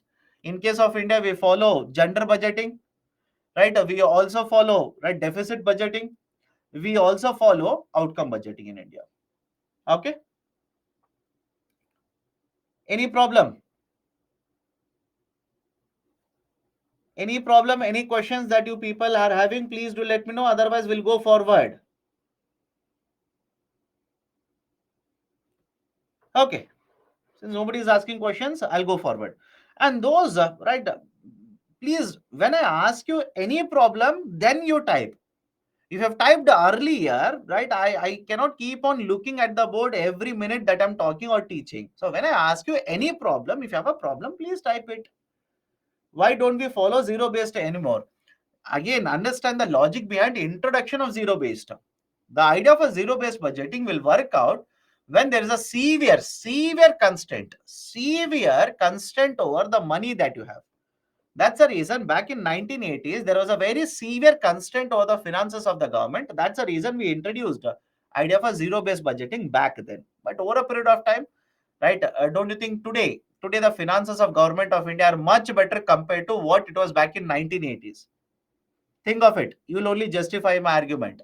Don't you think the finances of government of India today are at a much better position compared to what it was back in 1980s? That's the reason we do not use it today. Gender budgeting, again I'll repeat it, it is an exercise wherein government will allocate the funds, utilize the funds, right, through various schemes, and will also evaluate the effectiveness of the schemes. That exercise is called as a gender budgeting. If every minister submits the outcome documents, how funds will be under utilization? My dear, outcome budget is presented at the end of the financial year. I hope you understand. Outcome budget is presented at the end of the financial year, not in the beginning itself. That is, when I'll allocate the funds, right? You cannot tell me the outcome budget today itself. Does it make sense to you or not? Please do let me know. Imagine I will allocate the funds on the 1st of April to you. You are the Minister for Heavy Industries. I've allocated 2 lakh crore rupees. Right? Do you think the Minister of Heavy Industries will submit outcome budget today itself? How? How is that possible? Don't you think the money will be spent throughout the year and only after the financial year they will submit outcome budget? So that is different. Okay, done. Let me go to the next point now. Right? What are the stages? What are the steps which are followed? Which are followed in the preparation of the budget? In preparation of the budget. Step number 1. Let's go step by step. Step number 1, 2, 3, and 4. Step number 1. The Ministry of Finance. Please by heart this name here. Ministry of Finance. That is under the Ministry of Finance. We have Department of Economic Affairs, DEA. And within the Department of Economic Affairs, there is one office by the name of Budget Division. The Budget Division will prepare a document which is called as a budget circular. This budget circular is sent to every other ministry or department. Step number one, I'll repeat it. The Ministry of the Finance, that is specifically under the Ministry of Finance, right, the budget division will prepare a document which is called as a budget circular. They will send this budget circular to all the other ministries or departments. Now, all these ministries or departments will look at the budget circular, will make their own estimates, what they want to do, how much money they want, what kind of schemes they want to implement, etc. They will have their own documents and they will submit all of these documents to Ministry of Finance. Now, Ministry of Finance will hold consultations, will hold a consultation. Consultation means talks. Will hold consultations with many stakeholders. For example, they will talk with every ministry and based on the input they have received, based on how much money they will be having, based on what is the requirement of the schemes, etc., the finance minister will decide. That is basically through the ministry. The ministry will decide how much should be the total allocation of the funds, each of the scheme how much money should be allocated in next 1 year, total how much expenditure we should be incurring, etc. Right, so the finance ministry will decide, and this, right, this document where every decision is taken, this is called as a budget document. This is called as budget document. Then this is how budget documents are prepared. This is the process of preparation of the budget. Any problem in any of the steps, please do let me know right now. It's a very simple process. I'll repeat it. Right, step number one, the Ministry of Finance will prepare a circular. That's a document. Send it to every ministry. Now, every ministry will have its own estimate as to how much money they want, for what purposes they want. They will submit this document to Ministry of Finance. Now, the Ministry of Finance will hold consultations with every ministry like this, and based on the input, based on how much money they are willing to spend, based on what scheme is a good, what is not required, what is required, etc., they will decide the allocation. And once the decision of allocation is done, once the documents are ready, these are called as a budget documents. This is how budget is actually prepared in India. Can we go forward here? Can we go forward? Any doubt with regards to the preparation of the budget? Let me know. Any doubts with respect to preparation of the budget here? Let me go to the next step. How the budget is presented. Once the budget is ready, once the documents are ready, how it is presented in the parliament. Let's go step by step. Right? You require the prior permission of the President of India. Point number one, you are introducing bills in the parliament.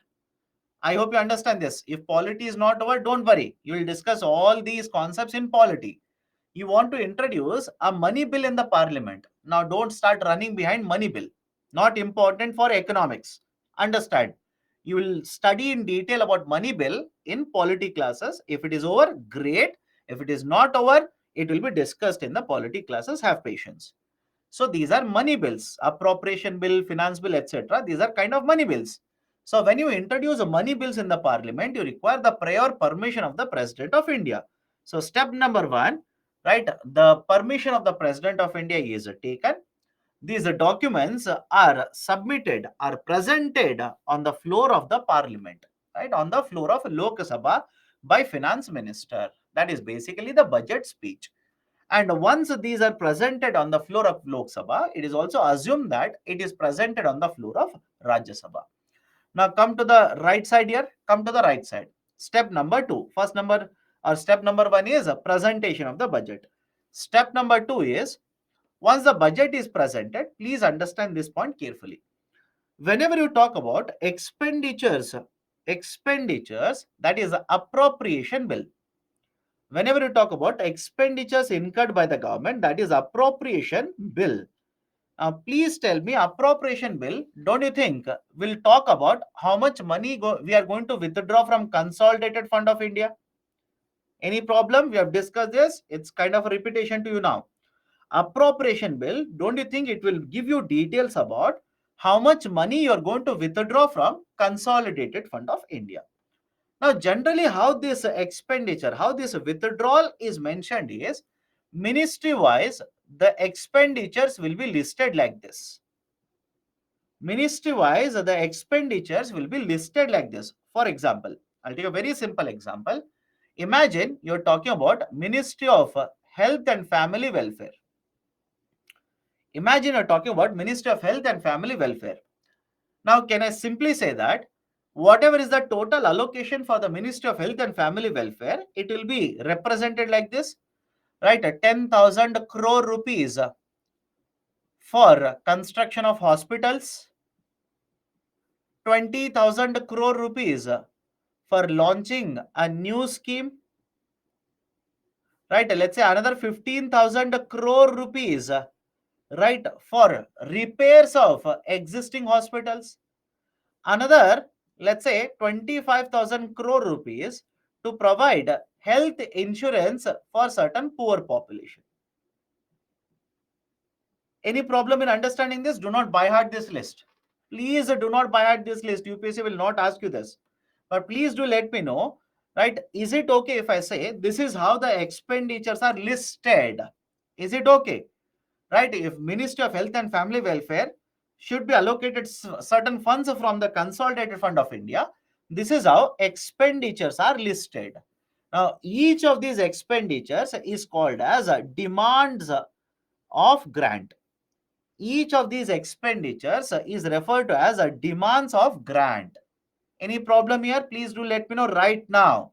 When I'm discussing Finance Commission, don't ask me about demand of grant. What is the meaning of demand of grant? How much money will be taken from Consolidated Fund of India and allocated to ministries. Individually, how much will be allocated to the ministries? That is called as a demand of grant. Right? For example, your, let's say, Ministry of Heavy Industries, you will be allocated, let's say, 10,000 crore rupees for right, taking care of production linked incentives. Your Ministry for Technology, right, let's say 20,000 crore will be allocated to you for implementing design linked incentive. That amount which is allocated to you, it is called as a demand of grant. Okay, so come to the second step here.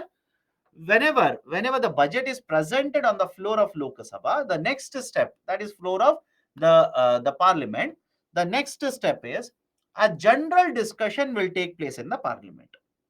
A general discussion. What do you mean by general discussion? Every party is given a chance to provide their viewpoints. Every party, it could be CPI, it could be Congress, it could be any party in opposition. They will ask you, what is your viewpoint about the budget? General discussion will happen. And when you say general discussion, remember the next point as well. The demands of grants will not be taken up. Demands for grants will not be discussed in the second step, that is general discussion. Come to the third step. Think of it and answer. If I'm the Ministry for Heavy Industries, I will ask you 1 lakh crore rupee. Don't you think the parliament should find out why do I require 1 lakh crore rupee? Simple question to all of you.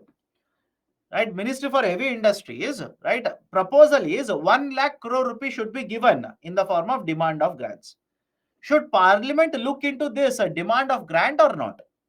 Or do you think simply the money should be allocated to the ministry? Don't you think you should hold the parliament should hold the ministry accountable here?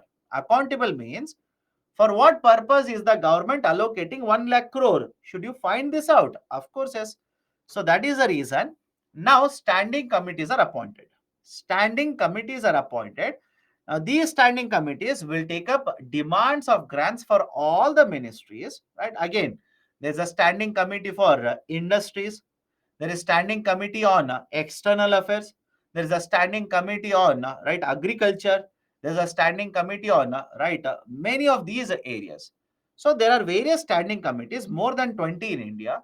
These standing committees will take up the demand of grants for each of these ministries. Now they will try to find out whether the funds which have been allocated by the finance minister are the correct amount or not. Are they allocating more than required funds? Or are they simply allocating funds without giving any reason for it? So the demands of grants will be considered means evaluated by the standing committees. And so once the standing committees will evaluate the demands of grants, submit a report to the Lok Sabha. Now, in the Lok Sabha, each of these demands of grants will be individually taken up, discussed, and voted upon.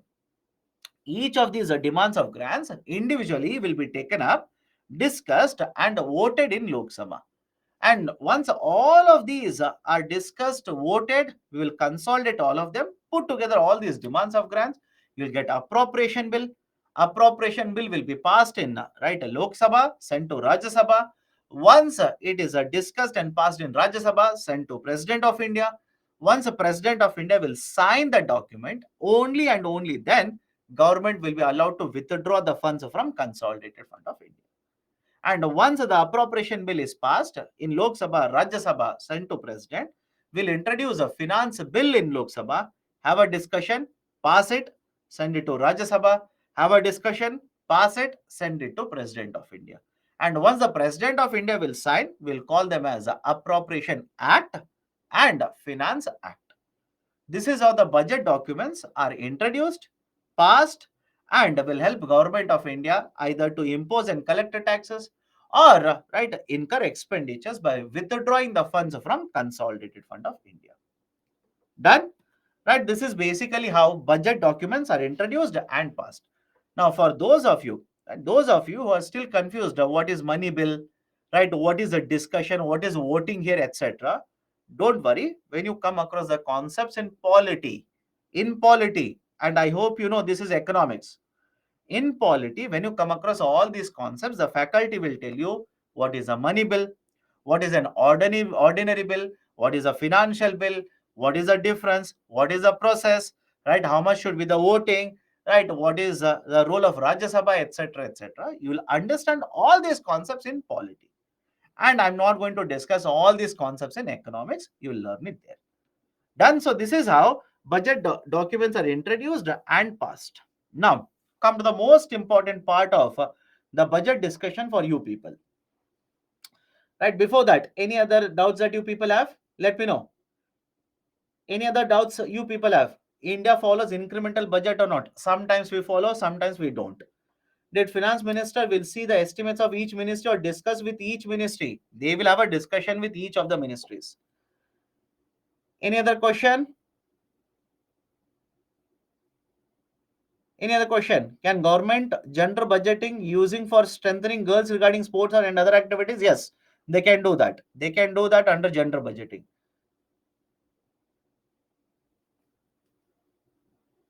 Any other questions? Are government using 2011 census for gender equity? How? What is the use of the 2011 census in gender equity? You tell me. After approval of appropriation bill is and RS, then finance bill will be taken into consideration. Once you introduce a appropriation bill, pass it, send it to Rajya Sabha, then you will take up the finance bill. Right? Then you will pass it in Lok Sabha, send it to Rajya Sabha, then send it to President of India. Shouldn't outcome from ministries be taken after at starting before allocation of funds? No, outcome budgeting will try to give you to what extent funds have been utilized and what is actually the achievement. What is actually the achievement? Right? You can only tell what is the achievement once the financial year is over. For example, let me ask you a very simple question. Very simple question. Do you know how much money you will be spending in the next 1 year in terms of guarantee? Guarantee in the sense, can you guarantee how much money you are going to spend in the next 1 year? Think of it and answer. Let me ask a very simple question, right? Same question, I'll repeat it again. Any guarantee how much money you will be spending in the next 1 year? Let me know. There is no guarantee. Any guarantee that you can provide in terms of reading number of books in the next 1 year? No guarantee. So that is argument. Money has to be allocated. Money has to be utilized to give a linkage between input and output. Okay, done. What is deficit budget? Deficit budget basically means the amount of money spent by the government is more than income earned by the government. Okay, let me start. Does the discussion also happen for finance bill? That's the reason I'm saying. Those who are worried about right these kind of bills, have patience. You will come across the money bill, finance bill, ordinary bill, etc., etc. You will come across all of this in polity. You're asking an economics faculty about bills. Think of that. You're asking an economics faculty about the bills. You will come across all of them in detail in polity. Have patience. Okay, now, next important concept. This is purely economics now. We are entering into economical area. Please understand this very carefully. Whenever you talk about the budget account can be divided into two parts. Understand this very carefully. The budget account can be divided into two parts. Now, what do you mean by two parts here? The budget can be divided into one, that is referred to as a revenue side of the budget, revenue account, and the second will be the capital account of the budget, capital side of the budget. One is the revenue side, second one is capital side. Now, what is the basic difference between the revenue side and the capital side? Please understand the point here. Remember this, apply this when you read the concepts forward. Whenever you talk about capital, whenever you talk about the capital side will always deal with assets. Again, I'm talking about government budget. Government budget. Don't say, sir, capital, four factors of production. No, I'm talking about government budget. Whenever you say capital side or the capital account in the budget, it always talks about the assets in the budget. Right, sir? What do you mean by assets? Let me ask you a very simple question. Air India, is it an asset for government of India? Let me know. Air India, is it an asset for government of India? Right? Or else I'll give you one more example. Government will announce to construct a road. Is it asset for government of India? Of course, yes. Government will announce construction of a airport or sale of airport. Is it right assets for government of India? Of course, answer is yes. Government will provide loans to the states. Government will provide a loan to the states. Is it asset? Again, the answer is yes. So argument is simple here. Whenever you talk about capital account, always remember it will either lead to increase or decrease in assets or liabilities. I'll repeat the statement. Right? Whenever you talk about capital side, a capital account in the budget, always remember this. Right? It will either increase or decrease assets or liabilities for the government. For example, sir, what do you mean by liability? Liability means a repayment. All of you agree? Liability is nothing but repayment, the debt. Now, let me ask you a very simple question. Today, government of India will issue a government bond which has a maturity of 5 years. Today, government of India will issue a government bond which has a maturity period of 5 years. Now, can I simply say this bond which has been issued by the government today is nothing but a liability of government of India? In the future, by the way, in the future, it is nothing but the liability for government of India. So whenever you talk about changes in the liabilities or changes in the assets for the government, all of these are written under the capital account. Now come to the other side. Let me ask you a very simple question. Government of India, think of it.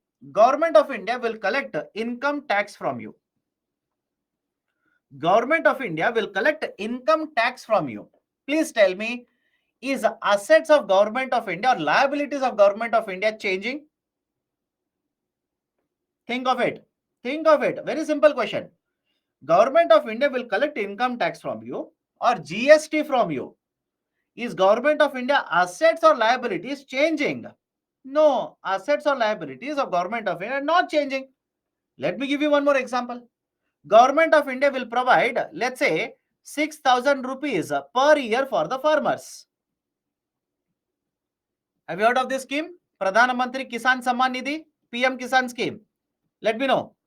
Pradhan Mantri Kisan Samman Nidhi. Under this, Government of India is providing 6,000 rupees for 1 year to the farmers.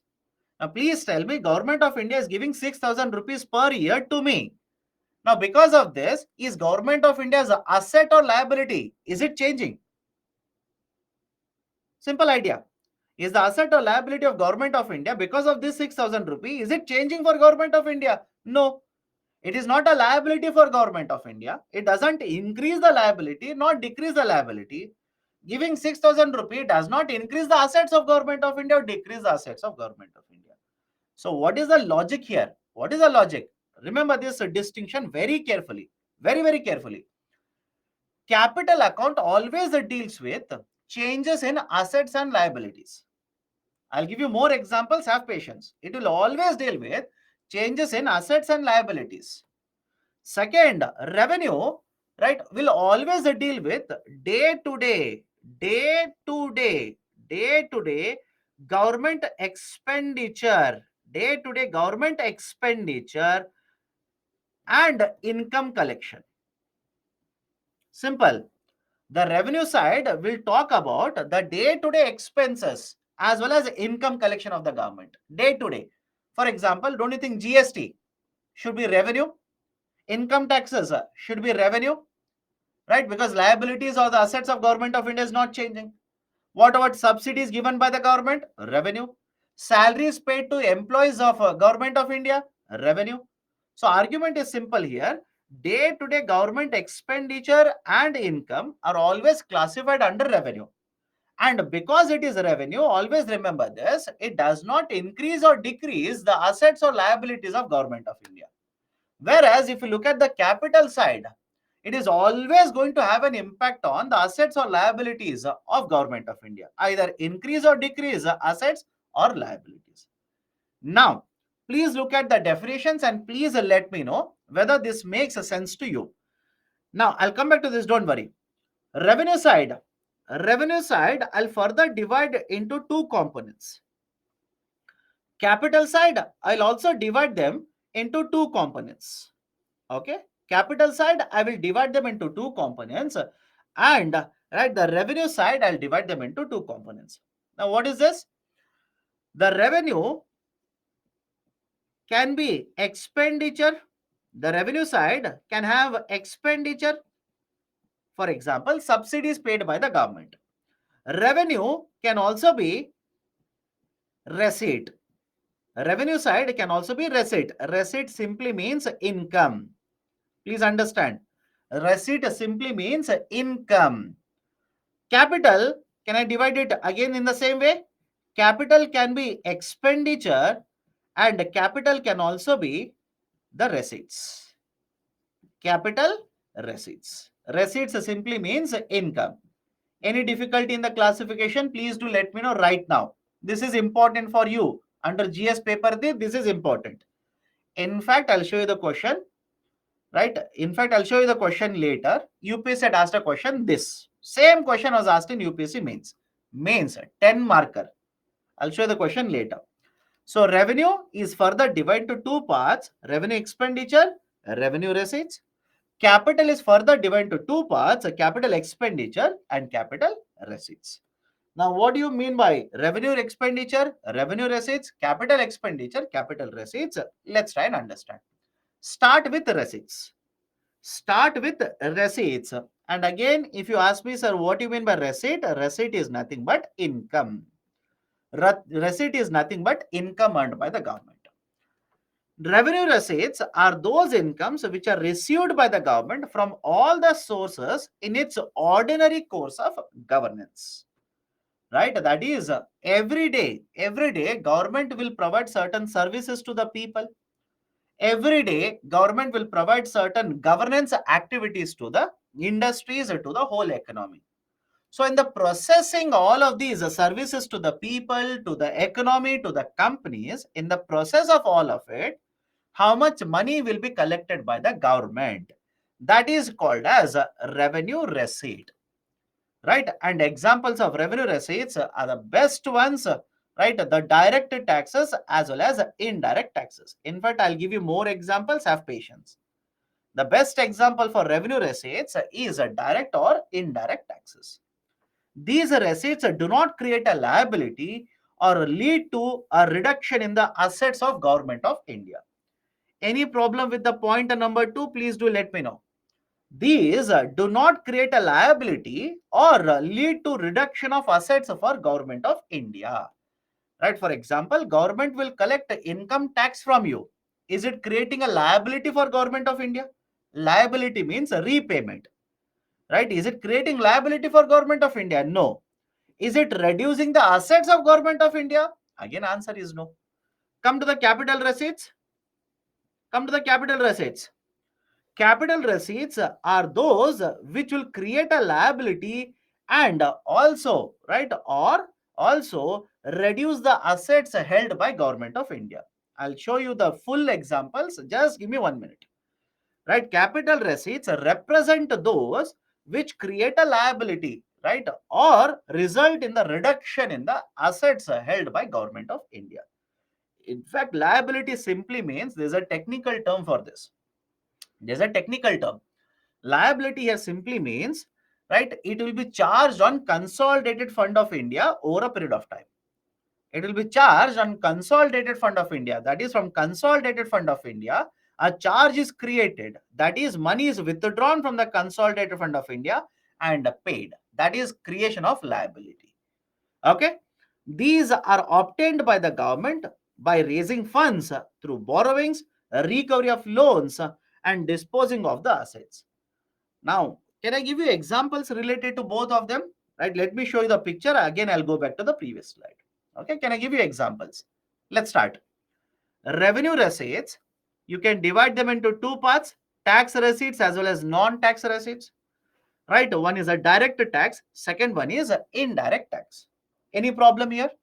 Any problem with tax receipts? Please do let me know. Direct taxes as well as indirect taxes. Non-tax receipts. One is a dividend. Please tell me what you mean by dividend. Let me see how many people are revising. We have discussed the term dividend earlier. Let me see how many are actually revising. What do you mean by dividend? What do you mean by dividend? Can I say dividend represents a part of the profit which is given to the owners? Is the statement okay with all of you? I'll repeat it again. Part of the profit which is distributed amongst the owners. For example, I told you companies, who are the owners for the companies? Shareholders are the owners. RBI, who is the owner for RBI? Government of India. There are many companies owned by Government of India, such as a Steel Authority of India Limited, right, or Gas Authority of India Limited, Indian Oil Marketing, right, Corporation, etc. So all of these are owned by Government of India. The latter examples. So part of the profit will be given to the owner, which is Government of India. Can I say dividends, right, earned by Government of India are part of nothing but revenue receipts below non-tax receipts. Any difficulty comprehending this? Please do let me know. What about interest receipts? What about interest receipt? Imagine Government of India has given a loan, right? Imagine Government of India has given a loan. Now on the loan, government will collect interest. That is basically interest receipt. Any problem here? Please do let me know. Receipt is nothing but income. And if you're wondering, sir, will Government of India provide loans? Of course, yes. Government of India does provide loans. For many states, Government of India provides loans, right? Don't worry, right? Loan is given by the government. So these are part of interest receipt. Fees and fines. For example, you will apply for, right, let's say a passport. Will you pay fees? Let me know. You will apply for, right, a passport. Will you pay fees there? Of course, yes. Right. You will apply for a driving license. Will you pay fees there? Of course, yes. Right. Have you not paid huge amount of fines when you have violated certain traffic rules, etc., etc.? So fees and fines are also part of non-tax receipts. And finally, external grant. Now there is a term called as grant here. Very often you'll come across the term grant. Grant simply means, please understand, it is a one-sided transfer. That's it. It is a one-sided transfer. Understand the difference here. If I write the term loan, let's say Government of India will get a grant from World Bank. Okay. Government of India will get a grant from World Bank. Example 1. Government of India will get a loan from World Bank. What is the basic difference here? whenever government of India gets a grant, the money is not repaid. The money is not repaid. Whereas loan, that's the second example here. If government of India will get a loan from the World Bank, right, it has to repay the loan. Now, please tell me based on this, can I say grant means one-sided payment? No liabilities created.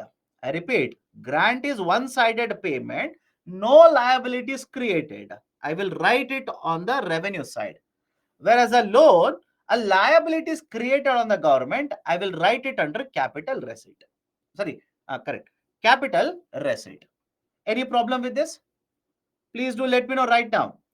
Right, a grant is a one-sided transfer. Government will get the grant. It doesn't repay. There is no repayment. Now, because there is no repayment, can I say there is no liability here? And because there is no liability, can I write it under the revenue receipt? On the other side, you take a loan, you will have to repay it. It becomes your liability. Can I write it under the receipt side? Capital receipt side. Can we go forward with this? Anybody has a problem with this? Please do let me know. Revenue receipt, any component is not okay with you, please do let me know right now. Come to the capital receipt side. Come to the capital receipt side. Recovery of loans. Imagine central government has given a loan to a state government 5 years ago. This year, Government of India will recollect it. Can I say assets of Government of India have increased here? Disinvestment, Government of India will sell Air India. Government of India will sell Air India. Now, please tell me, has it reduced the assets of Government of India? Of course, yes. Imagine Government of India will sell one more company tomorrow. Will the assets reduce? Yes. So, disinvestment is a part of capital receipt side. Third, borrowings. Government will borrow from the domestic market or external market. Simple. We have discussed what is internal borrowing and external borrowing. Government will borrow from a domestic market or external market. It is borrowing. Is it creating liabilities for the government? Is it increasing liabilities for the government? Yes. I will put the borrowings under the capital receipt. Now let me go forward here. Let me go forward. This is important. Understand the next point very carefully. I'll write numbers now. I'll write numbers. Right? Revenue receipts. Overall, I'll write number 1. Recovery of loans, I'll write it as number 2. Disinvestment, I'll write it as number 3. And I'll write a number 4, that is borrowing. Let me start. Let me start. This is very important. Understand this. Can I say total receipts of Government of India?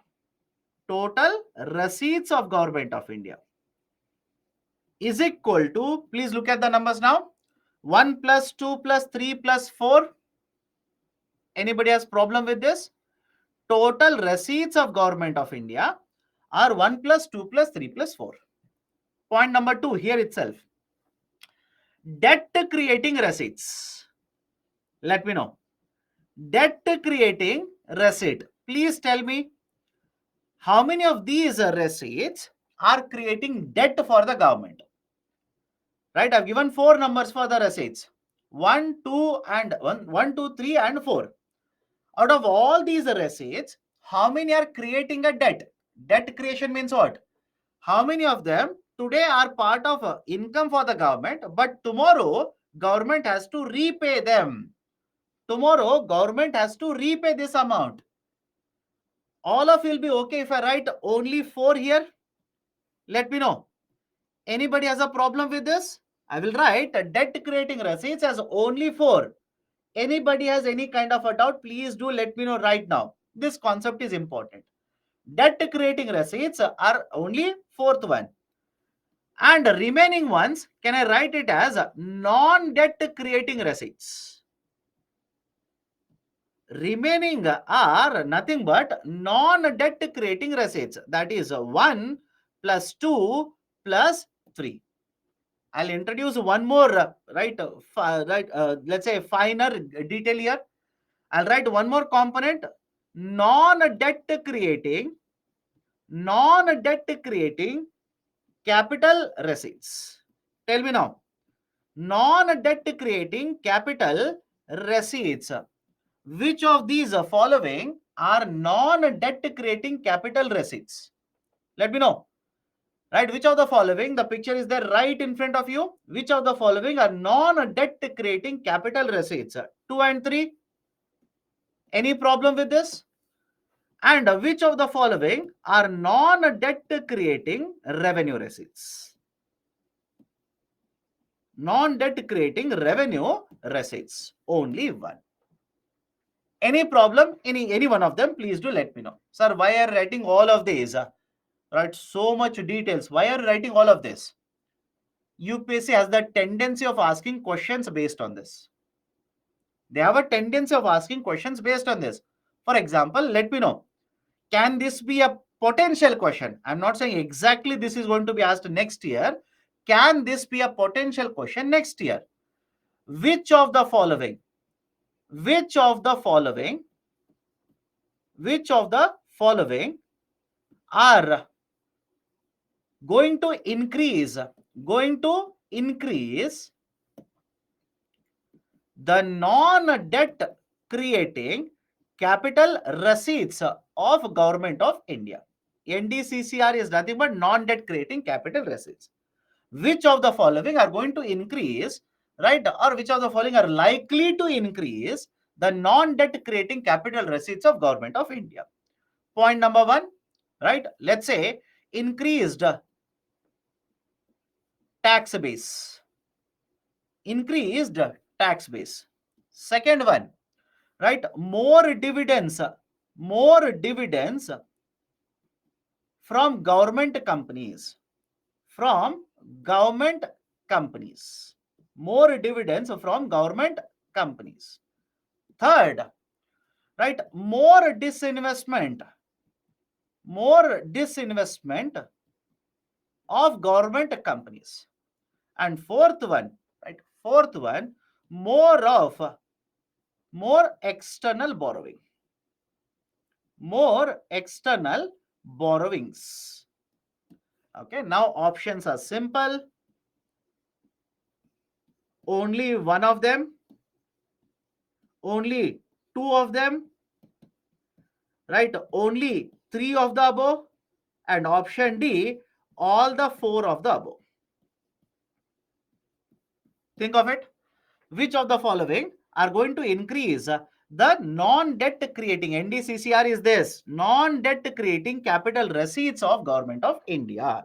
Increased tax base. Please tell me, if the tax base increases, tax revenue collected by the government will increase, either direct taxes or indirect taxes. Is it going to increase non-debt creating capital receipts of Government of India? Is it going to increase non-debt creating capital receipts of Government of India? No. Right? It will increase non-debt creating receipts, not non-debt creating capital receipts. More dividend from government companies. If government companies will provide more dividend to Government of India, will it increase capital receipts? Will it increase capital? No, it will increase revenue receipts. Right? So second one is also wrong. More of disinvestment. More and more companies owned by Government of India will be sold in the market. Of course, yes, assets will come down, capital receipts will increase, and more external borrowings. More and more external borrowings. Please tell me, if government will increase and collect more and more external borrowings, what will happen to capital receipts? It will increase. But the problem is, borrowings are debt creating receipts. Borrowings are debt creating receipts. Right? So will it increase non-debt creating capital receipts? No. Right? Capital receipts will increase, but it is a debt creating receipt. So point number 3 is the only one which is correct. Right option will be option A. Please tell me, is it conceptual kind of a question or just factual kind of a question? Think of it. Can UPSC, just to make the question much more difficult, can they ask you these kind of conceptual ones? Conceptual ones.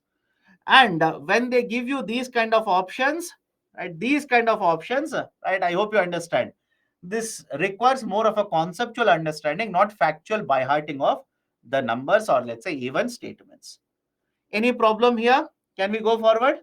Any problem? Anybody has got any kind of a problem with what I've discussed so far? Please do let me know. Any problem with what I've discussed so far?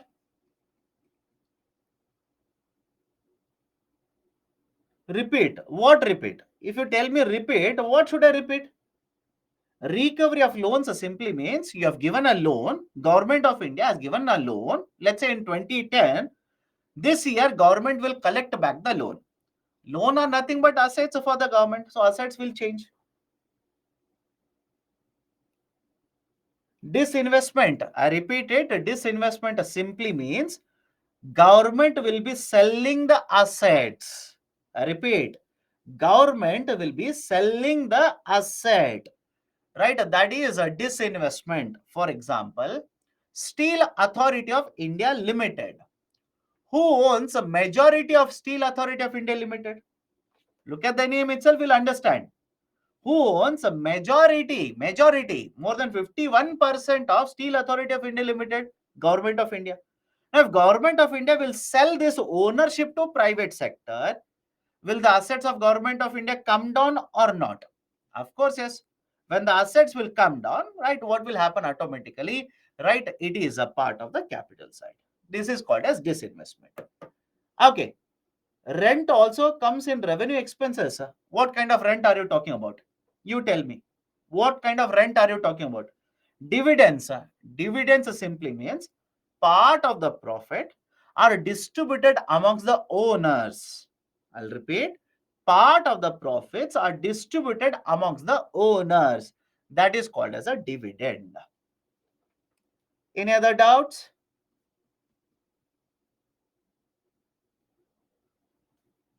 When central government provides grants to the states to make assets, that comes under capital expenditure or not? My dear, you tell me.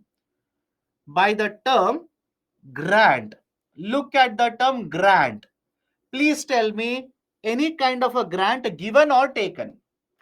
Let me ask you a simple question. After discussing all of this, you tell me any kind of a grant given by the government of India or taken by government of India, should it be part of revenue or capital side? Think of it. Any kind of a grant either given by the government of India or taken by government of India, right? Should it be part of revenue or capital? If government of India will provide the grant, it is not a loan.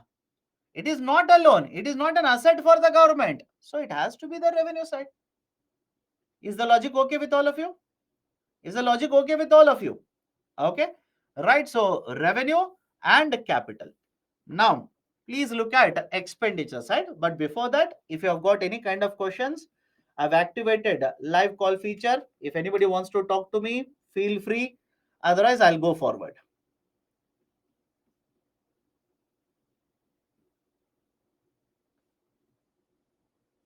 Sachin, please receive the call.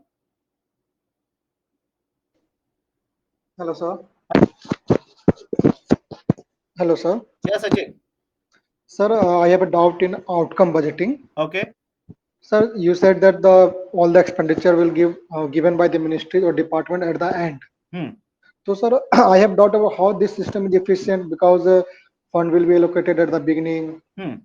So, what will the is the expenditure will be considered next year or something else? No, argument is if you are the finance minister, if you have allocated, let's say, 100 crore to me in the beginning of the financial year, I told you Hmm. I want to construct national highway. So you Hmm. allocated 100 crore rupees. Now, at the Hmm. end of the financial year, you are trying to ascertain have I used the funds efficiently or not? If I've used Okay. 100 crore rupees to construct national highways, what was the cost per kilometer? What was the Hmm. total length of national highways I've added in the last 1 year? Hmm. That is the outcome budgeting. Okay, so I am a little bit doubted in case there will be any answer writing, so I can't write answer properly. So I have not proper clearance about this topic. Which topic? That is outcome budgeting. Arey Baba, you Actually, have so much of content in the slide. No, you have so much content in the slide. You write what is the reason why outcome. Define what is outcome budgeting. Right? Tell me what is the reason why outcome budgeting was introduced. Did we use outcome budgeting in the past? That should be more than 150 words for you. okay, sir. Okay? Huh. I cannot write everything that I say in the slide. Then everything will become an essay, No, but right? I have only one doubt that what how is it efficient? Arre Baba, I'm telling you, no, at the end of the year, I will have to prove, right, how much is the total length of roads I've connected, how much hospitals I've constructed. So Can't based you on find based out as a minister or let's say finance minister, can't you find out whether I'm using the funds efficiently or not? okay, then Isn't there an authority? Huh. based on this data, the next year fund will be allocated, or there will be No. some. Don't you think CAG will be holding me accountable if I'm not using the funds correctly? Okay. Have you come across an authority called as CAG, Comptroller Auditor Yes, General? yes, yes. Of course, the CAG will look into all of this. They are asking me how funds are being utilized. Please let me know. And if I'm a kind of a minister who is not using the funds efficiently, will you continue to allocate more funds to me? Yeah, that is the point. That is the point. That is the reason I'm saying holding accountability is important. But you are asking Okay. me, will that be used to allocate funds? I'm saying if you use the last year allocation to allocate next year funds, that will become incremental budgeting. Yes. Right? So incremental budgeting, that's a inefficient method, right? We don't want to use it.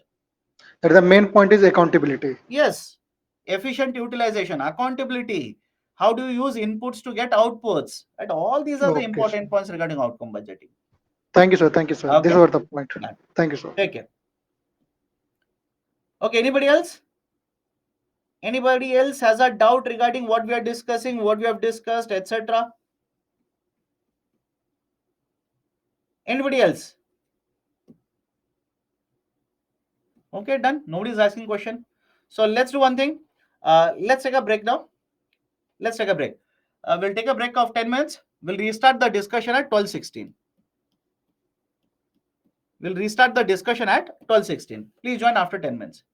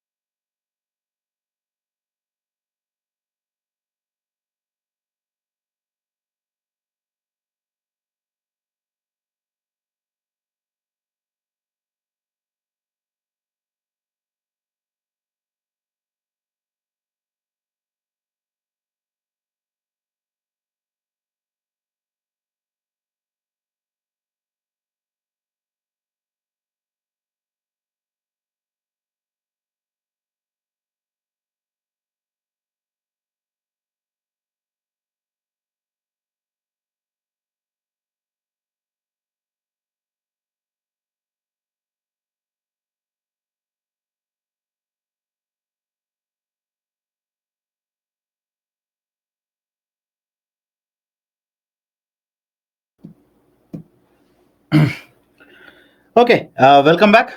Am I audible? Please do let me know. Am I audible or not? Can we go forward?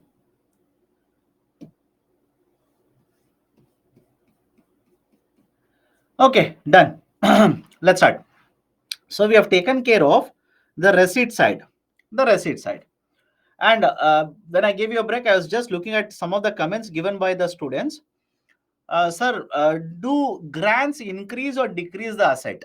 Asset simply means, please understand, anything that will give you returns. Asset is anything that will give you returns. That is called as an asset. Right? Here, grants are one-sided transfers. One-sided money will be going. Right? Return, nothing will come. So please tell me, at least based on this, is grant an asset? Is it going to increase the liability? Nothing. That's the reason it is kept on the revenue side. Now come to the second point, that is the revenue expenditure, right? Expenditure point. Okay, revenue expenditure. Now expenditure, again there are two types. One is a revenue expenditure, second one is capital expenditure. Now let's start. Revenue expenditures are those expenditures incurred for conducting day-to-day government activities. For conducting day-to-day government activities. And the second point is expenditures that do not result in the creation of assets are considered to be revenue expenditures.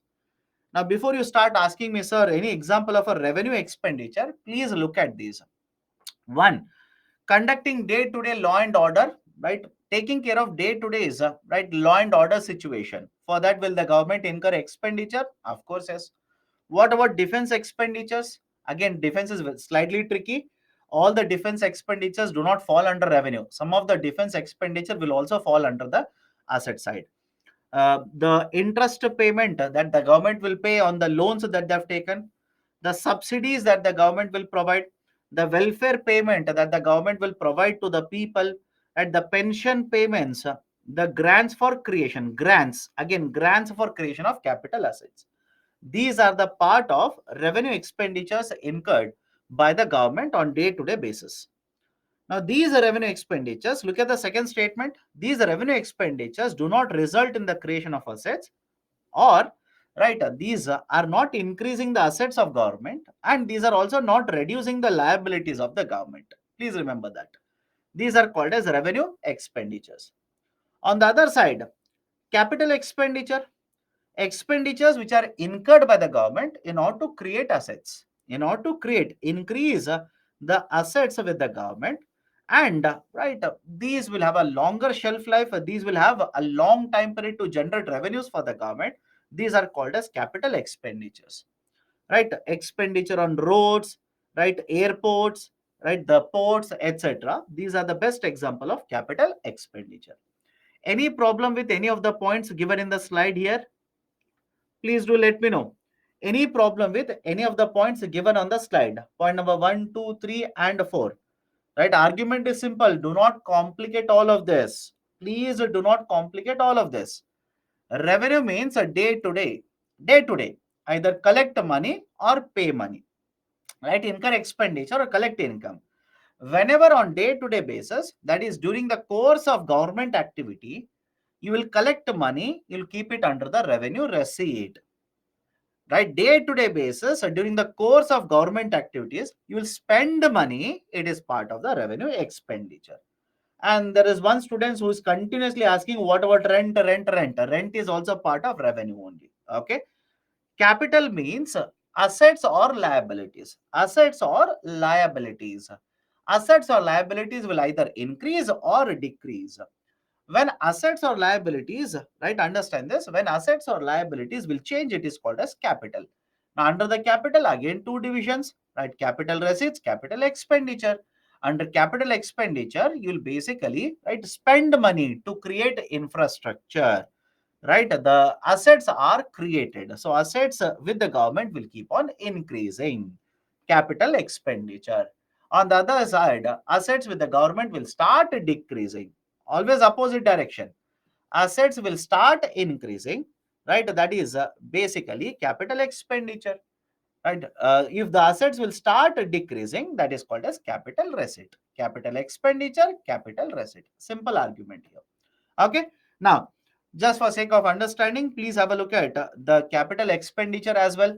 Expenditure on infrastructure. Government will spend money and create infrastructure. Government will repay the loans. Liabilities are coming down. Loans given to the states or union territories, the assets held by the government will keep on increasing. Right? So these are some of the examples of capital expenditure. Any doubt so far? All of these are important now. You'll have to understand all of these. Why? You will understand in a minute, right? Because there's a concept of deficits. Now, if you do not have any kind of a doubt, I will go to the deficits. Any doubt with any one of them? Please do let me know. Any doubt with any one of them? Capital expenditure, capital receipts, revenue expenditure, revenue receipts. Revenue receipts simply means the government will collect money. Revenue receipts means government will collect money, government will collect income, and this is not creating any liability for the government, nor is it reducing the assets held by the government. For example, government will collect GST from you. Is government's assets increasing? No. Is government liability increasing? Absolutely not. Right, so the capital, sorry, the revenue receipts in the day-to-day activities conducted by the government, they will collect money. Done. What is GCCA? Grant for creation of capital asset. Let me give a very simple example. Imagine here is the central government. Imagine here is the center. The central government will provide certain grants to the states. Will provide certain grants to the states. State will use this grant, very important term, grant. State will use this grant for creation of asset. Right? Please understand this process here again. Central government will provide grant to the state. State government will use this money to create an asset. Can I call this money as grant for creation of capital asset? Let me know. Can I call this grant provided by the center to the state as a grant for creation of capital asset? Anybody has a doubt here? Please do let me know right now. Later, don't keep on asking. I'm explaining the same thing. Center is not creating asset. Center is not giving loan. Right? So no asset creation for the center, no loans for the center. So that is the reason we'll keep it under the concept of grant for creation of capital asset. Interest payment, central government will borrow from World Bank. Central government will borrow from all of us by issuing government bonds. Will the center pay interest on it? Let me know. Will the center pay interest on it? Of course, yes. Right? That is basically right the interest payment. Okay? Are Baba. Right? Don't worry. Grant, I've already told you what is meaning of grant. What is the point in discussing again and again then? Let me go to the next one. Okay, let me go to the next one. Deficits. Very, very important. Understand these concepts very carefully. I've given 1, 2, 3, 4, 5, and 6. I've given you 4. Okay. Revenue deficit. I'm sorry, I've given you 6. Revenue deficit, effective revenue deficit, fiscal deficit, primary deficit, budget deficit, and monetized deficit. Right? I've given you 6 deficits. But let me show you a picture here. Please tell me, do you see all the 6 types of deficits given by the government? This I've taken from economic survey budget documents. Okay. Please tell me, look at the graph. Do not by heart the graph. Absolutely not useful in the UPSC to draw the graph of this one. No use. But observe and tell me, can you see all the 6 types of deficits in the graphical representation, or can you see only 4 types here? That is, only 4 types of a graphical representation or deficits are provided. It simply means out of all the 6, Government of India now doesn't calculate the last 2. I'll tell you why. Give me a minute. Out of all the 6, Government of India doesn't calculate the last 2. Now, please tell me, did you come across the term monetized deficit earlier? Let me see. Did you come across the term monetized deficit earlier? Right? Monetization. Have you come across this? I'll tell you the context. RBI will purchase government securities, that is government bonds, directly from Government of India. Do you remember this? RBI will purchase government bonds directly from Government of India. Right? This was basically called as what? Monetization of deficit. Yes or no? Those who are saying no, please go back to a banking chapter, open discussion on RBI, annotated PPT, and in one of the slides, I've discussed all of this. What is a direct monetization? What is indirect monetization? So monetization, right, of deficit. This is basically referred to as a monetization of deficit. Right? What is meaning of monetized deficit? RBI will purchase the bonds directly from Government of India, which means Government of India is borrowing from RBI. Is the logic okay? This simply means Government of India is directly borrowing from Reserve Bank of India by selling government bonds.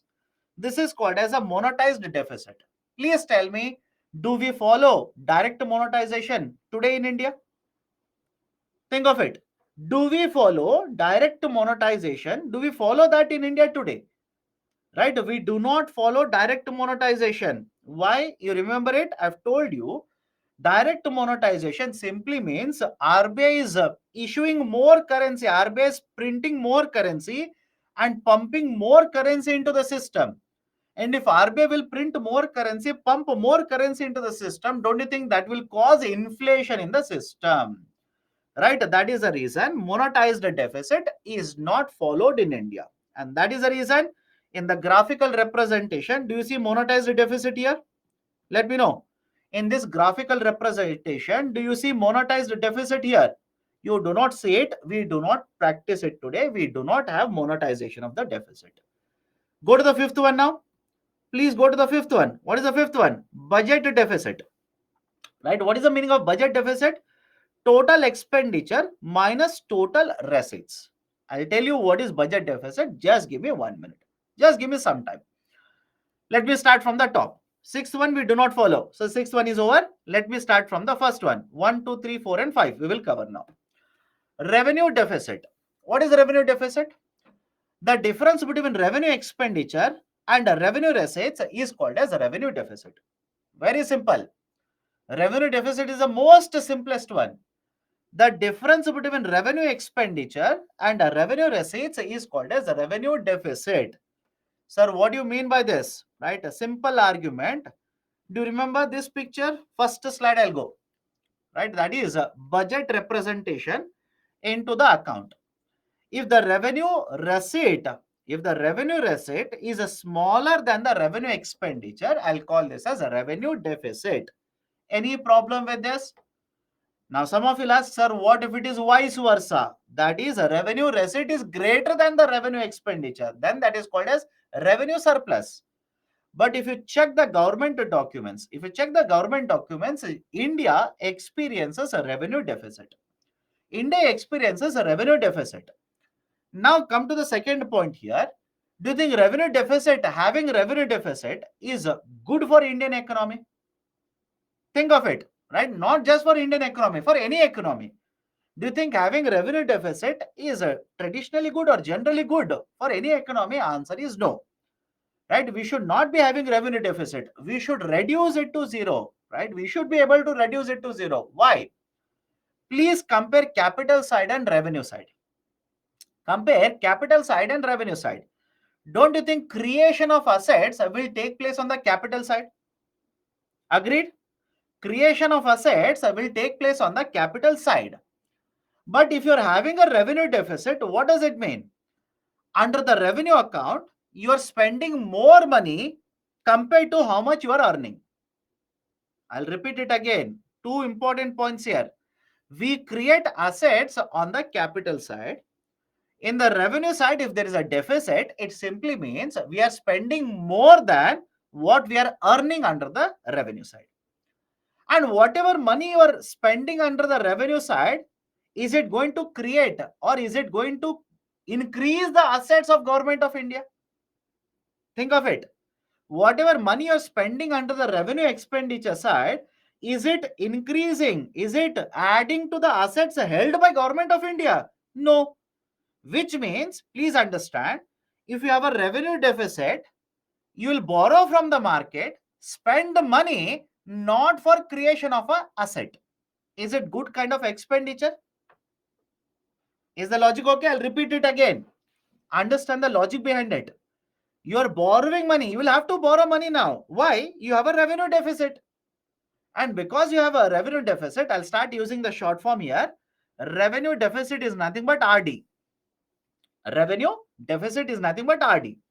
So when you have a revenue deficit, you will borrow from the market, and right, you will spend money here. You'll spend money under the revenue expenditure. Is it going to create assets for you? No. Government of India's assets does not increase under the revenue expenditure. Is it good kind of expenditure? No. But rather than this, think of it now. Rather than this, think of it. What if you borrow from the market, but you spend it under the capital side to create assets? Don't you think this kind of a borrowing should be preferred compared to the first kind of borrowing? Participate, let me know. Right? I'll give you two examples. In one example, you will borrow money, spend money, do not create any asset for the government of India. Second example, you will borrow money, spend money, but create assets for government of India. Don't you think the second kind of borrowing is better compared to first kind of borrowing? That is my question to you people. All of you will agree now? Right? All of you will agree? So whatever you borrow, it should be for creation of asset. But if you have revenue deficit, it doesn't create asset. But you are borrowing from the market. So can we go forward now? Right? Can we go forward? Any problem with the first one, revenue deficit here? Any problem with revenue deficit? Short form for revenue deficit that we will be using is RD, revenue deficit. Come to the second one, effective revenue deficit, ERD. Come to the second one, right? Effective revenue deficit, ERD. What is this effective revenue deficit? Please have a look at this component and tell me. Earlier, we covered one component called as a grant for creation of capital asset. Grant for creation of capital asset. Point number one. Point number one. In fact, it is a question for you people. Is it an expenditure incurred by the government of India? We have discussed all of it. I'm asking a question now. Is it an expenditure incurred by government of India? Yes. Second, is it going to lead to creation of asset? Simple question. I'm not asking for whom. Is it leading to creation of an asset? Either for the state or center, don't worry. I'm not asking you for whom. I am asking you, is it going to create an asset? Answer is yes. But because this is a grant, and the asset is not getting added for the central government, we'll keep it under the revenue expenditure. But what some of the experts argue, is that no doubt in the fact that it is not creating asset for the center, but in the economy, it is creating asset. Is it okay? No doubt, assets of government of India is not increasing, but overall assets in the economy is increasing. So the argument of the some of the experts is that it should not be classified under the revenue, but it should be considered as capital expenditure. Any problem with this? Let me know. Right? Any problem with this?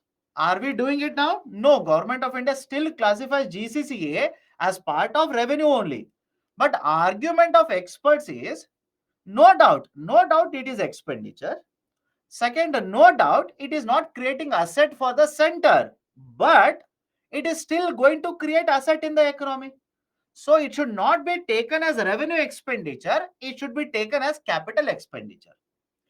Now come to the next point. When we discussed a revenue deficit,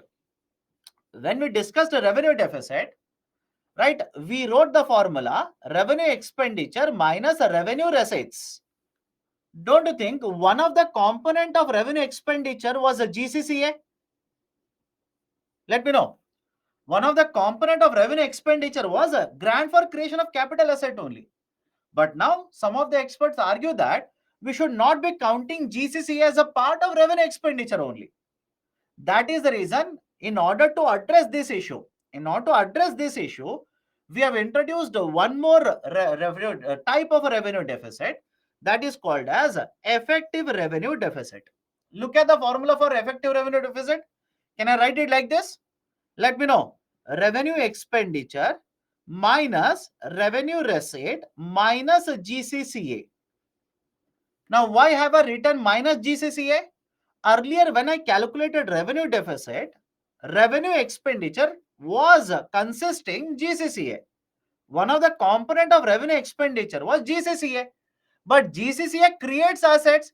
So now from the revenue expenditure, I'm going to subtract grant for creation of capital asset. What is the effectiveness? What is this effective revenue deficit? After deducting GCCA, now can I simply say whatever is this deficit, whatever is the total expenditure, whatever is the total income, none of them are related to asset creation. Think of it now. If I move from revenue deficit to effective revenue deficit, can I now with guarantee say that none of the expenditure incurred under the effective revenue deficit, none of the expenditure is associated with asset creation? Any problem with this? Can I go forward? Any problem? Please do let me know right now. Otherwise, I'll go to the third one, fiscal deficit. Repeat. Arey Baba.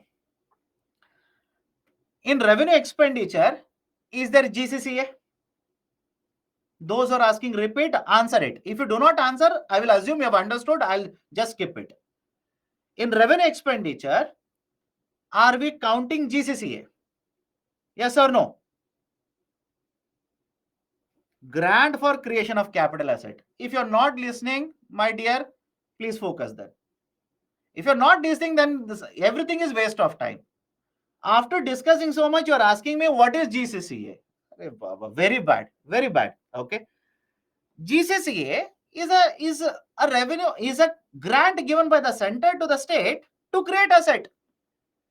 And now, is it counted when I calculate revenue expenditure? Yes. But the argument is GCCA creates assets. It is creating assets. So it should not be counted as a part of revenue expenditure. That is exactly what I'm doing. Because this should not be counted as a part of revenue expenditure, I'm writing minus GCCA. That is effective revenue deficit. Okay, let me go to the third one, fiscal deficit. Fiscal deficit. Fiscal deficit is total expenditure incurred by the government minus non-debt creating receipt. I'll write the picture here, then you'll have to answer to me. Okay, think of this. This is budget. B is nothing but budget. Budget is divided into two parts, right? One is a revenue side, second one is capital side.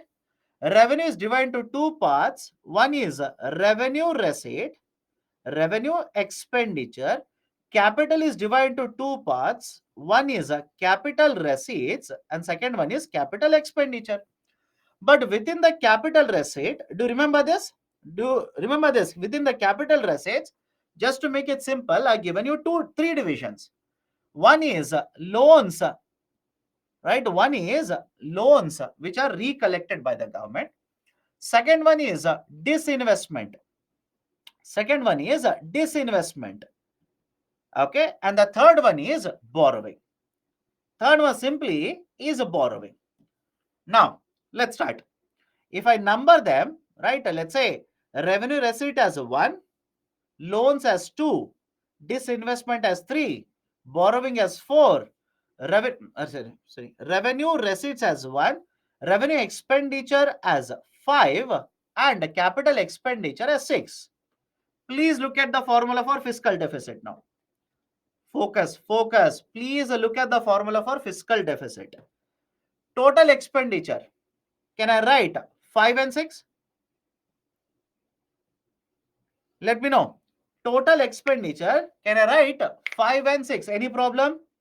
Look at the picture. Look at the formula and tell me. Total expenditure. Can I write it as a 5 plus 6? Anybody has a doubt here also?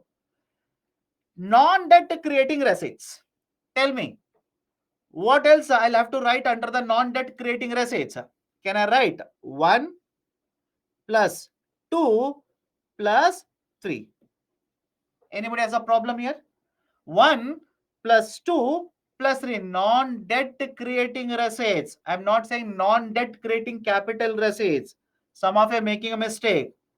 That's the reason I've discussed all of this right previously. Non-debt creating receipts. Arey Baba, you people keep on forgetting everything. Revise then. Non-debt creating receipts 1, 2, and 3. Right? Now, what is left out? What is left out? Only market borrowings is left out. Now, this is a point number 1. Only market borrowings is left out. Point number 2. Imagine you're the government. You're spending 100 crore rupees and your receipts are 80 crore rupees. Please tell me, can you spend 100 using 80 crore rupees? Let me know. Right? Imagine you're the government. In this financial year, you want to spend 100 crore rupees, but you are earning only 80 crore rupees. Is it possible? No. What you will do? If your total expenditure is 100, if your income is 80 crore rupees, can I say you'll borrow from the market? Let me know. Can I say you'll borrow from the market? Now, can I say fiscal deficit is nothing but market borrowings? Think of it. Right? Can I say fiscal deficit is nothing but market borrowings? That is, you are spending 100 crore, but you have only 80 crore rupees. How can you spend 100 with 80 crore rupees? You will have to borrow. I am calling this as a borrowing. And can I say difference between total expenditure and non-debt creating receipts, that is your income, is nothing but market borrowing. So let me know. Let me know, right? Can I say fiscal deficit is nothing but market borrowings? This is the definition, by the way. If you ask me, sir, what is fiscal deficit? Fiscal deficit is how much government will borrow this year. How much government will borrow this year is called as fiscal deficit. Let me show you a picture here. Please look at the picture. Please look at the picture. How much is the total expenditure? How much is the total expenditure? Total expenditure, right, for the current financial year is 45 lakh crore rupees. 45 lakh crore rupees. Right? And is Government of India is borrowing money? Is Government of India borrowing money here? Of course, yes. Out of the total expenditure, Government of India is borrowing around 17 lakh crore rupees. Out of a total expenditure of 45 lakh crore rupees, Government of India is borrowing around 17 lakh crore rupees. So whatever is the borrowing of the government in this year, I repeat, this year is called as fiscal deficit of this year. Whatever government will borrow in the next financial year, that is called as borrowings of next financial year. Fiscal deficit of next financial year. Whatever was the borrowing of government last financial year, for example, please have a look at the table again here. Right, whatever is the borrowing done by the government in the last financial year, it is called as a government's last year's fiscal deficit. Any problem with this? Can I go to the next one? Can I go to the next one? Any problem with this? Fiscal deficit is market borrowings. How much borrowings you do this year is called as fiscal deficit. Okay. Won't loans in number 2 create a debt creating receipts? If you have listened to the lecture very carefully, I told loans recollected by the government. Loans recollected by the government, not give, sorry, loans not given. Loans given by the government will become expenditure. Loans recollected by the government this year will become receipts, capital receipts. Can we go forward? Any problem with the fiscal deficit? Can we go forward? Now, please tell me, if I give you a data like this, if I give you a data like this, fiscal deficit is, let's say, 3% and revenue deficit is 0%. Right? Don't you think this is a much preferable situation compared to, let's say, a fiscal deficit of 3% and revenue deficit of 2.8%? Please tell me. Don't you think the first example is a much better situation to be in compared to the second situation? Any problem here? Example 1 is a much better situation for you to be in compared to the second example. How? My dear, did you forget? Already forgotten. Right? You want to have revenue deficit in India? Is having a revenue deficit good? Tell me, my dear. Right? We have discussed this. Some of you behave as if you are talking about this for the first time. Is having a higher revenue deficit good for Indian economy? I said not good, because you are borrowing money and you're using for consumption types. You're not creating assets. But if I say FD is 3%, what does it mean? You have borrowed this year. All of you will agree, FD is 3% means you have borrowed this year, and you are not using any money out of this for revenue deficit. What does it mean? Does it not mean whatever borrowings you have done, you have used it on the capital side? Let me know. Does it mean that or not? If FD is 3% and RD is 0%, are you using any borrowing for revenue side? No, you are not using anything there. You are using it on the capital side. What is there on the capital side? What is mainly present in the capital side? Capital expenditure. Capital expenditure in the form of, let's say, construction of infrastructure. Would you not prefer this? Of course, yes. You should prefer example 1 compared to example 2. Please keep on listening to the lecture carefully. Some of you keep on forgetting in the matter of 10 minutes. And you are expected to remember for next year prelims exams and mains examination. How, my dear? Focus on the classroom discussion. Okay, fiscal deficit is nothing but market borrowings are done in that year.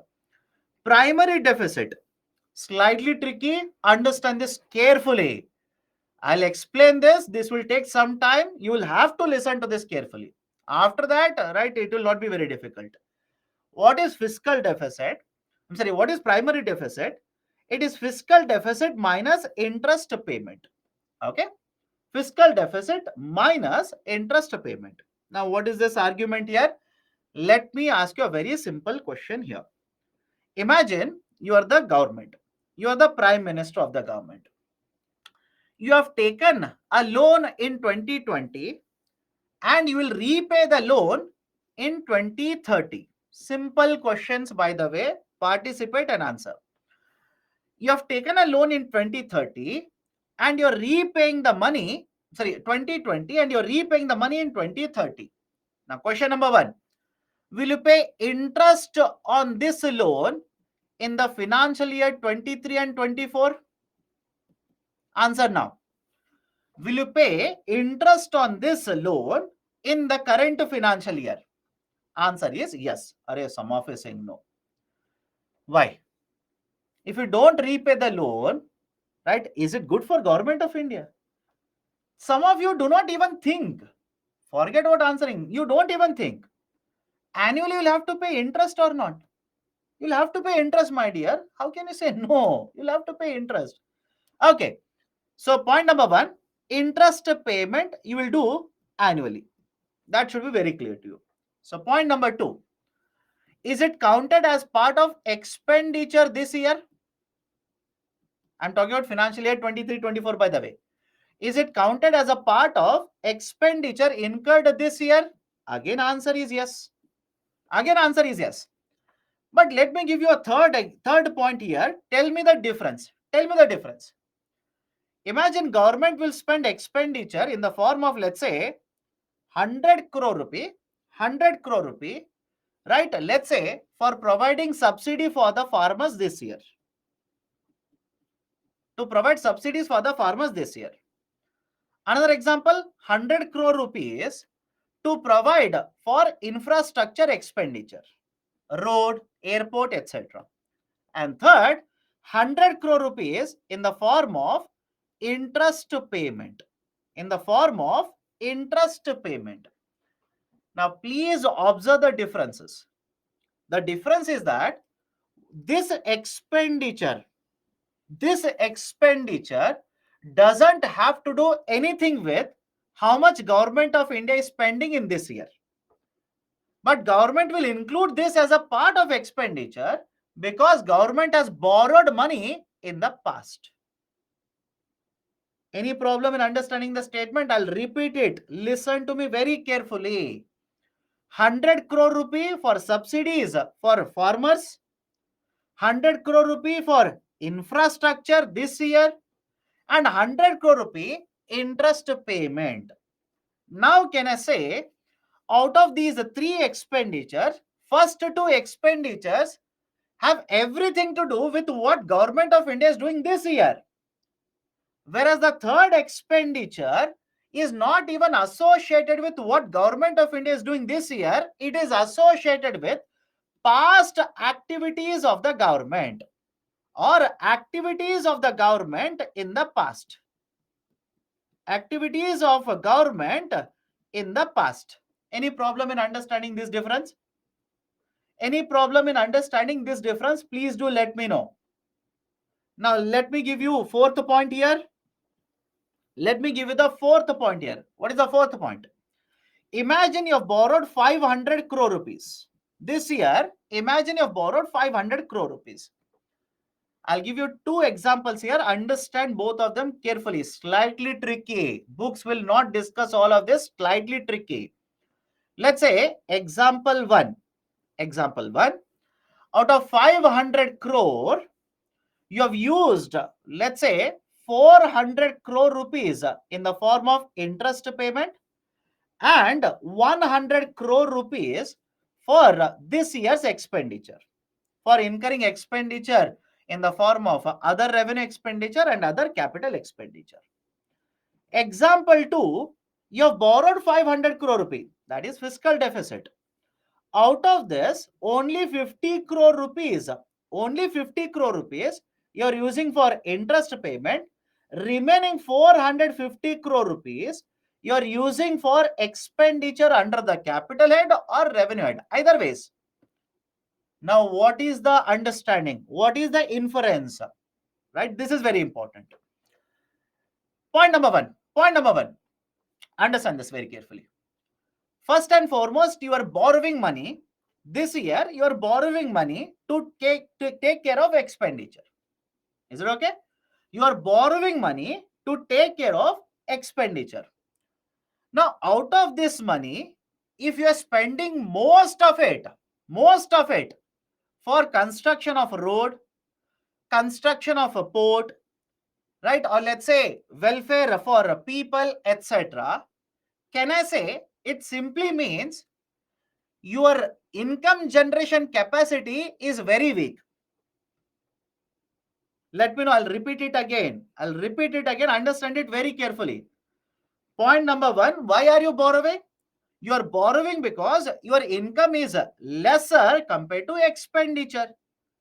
Now, out of your borrowing, if most of your borrowing, if you are going to use it for taking care of current year requirements, that is construction of the road, right, construction of a port, etc., does it not mean that your revenue generation capacity this year is very weak? Yes or no? Please let me know. Is it okay with you? Are you able to understand this point? Are you able to understand this point? This is very important, right? Which means this year your revenue generation capacity is very weak. That is the reason you're borrowing money, and most of the money you're using it for current year expenditure, taking care of expenses in the current year. But on the other side, if I say example 1, look at example 1. You are borrowing money, but most of it is for interest payment, which means only a small part of it you are using for current year expenditure. Does it not indicate you are able to generate more revenue to take care of current year expenses? Yes or no? You are able to generate more revenue to take care of current year expenses. Now, please tell me, if primary deficit is equal to fiscal deficit minus interest payment, if primary deficit is equal to fiscal deficit minus interest payment, don't you think if the gap between primary deficit and fiscal deficit, I repeat, if the gap is changing, that is an indicator of strength of finances of current year? I'll repeat the statement again. If the gap between primary deficit and fiscal deficit is changing, if the gap is changing, right? Let me give a very simple example, sir. What do you mean by this? Take the same numbers. Example 1 and example 2, calculate primary deficit. In case of example 1, how much money you have borrowed? You have borrowed 500 crore rupees. Out of that, how much money you are using for interest payment? You are using 400 crore rupees for interest payment, which means primary deficit is 100 crore. Primary deficit is 100 crore. What is the indication? What is the meaning of primary deficit? How much money out of your total borrowing this year you need it to take care of current year expenditures. Is it okay? I'll repeat it again. How much of your total borrowings you needed to take care of current year expenditures? Now, if this keeps on increasing, for example, in second example, what will happen to the primary deficit in the second example? In second example, the primary deficit will be 500 crore minus 50 crore. That is 450 crore rupees. Right? You are taking 450 crore out of your borrowing to take care of your current year expenditure. Don't you think that means in the second example, revenue potential, revenue generation capacity for the government is very weak compared to the first example? Is the logic okay here? Is the logic okay with all of you? Now, if this kind of a statement is given in UPSC, let me know whether you will be able to answer this. That is, if the primary deficit for the government keeps on increasing, it represents a weakening income generation for the government. I'll repeat the statement here.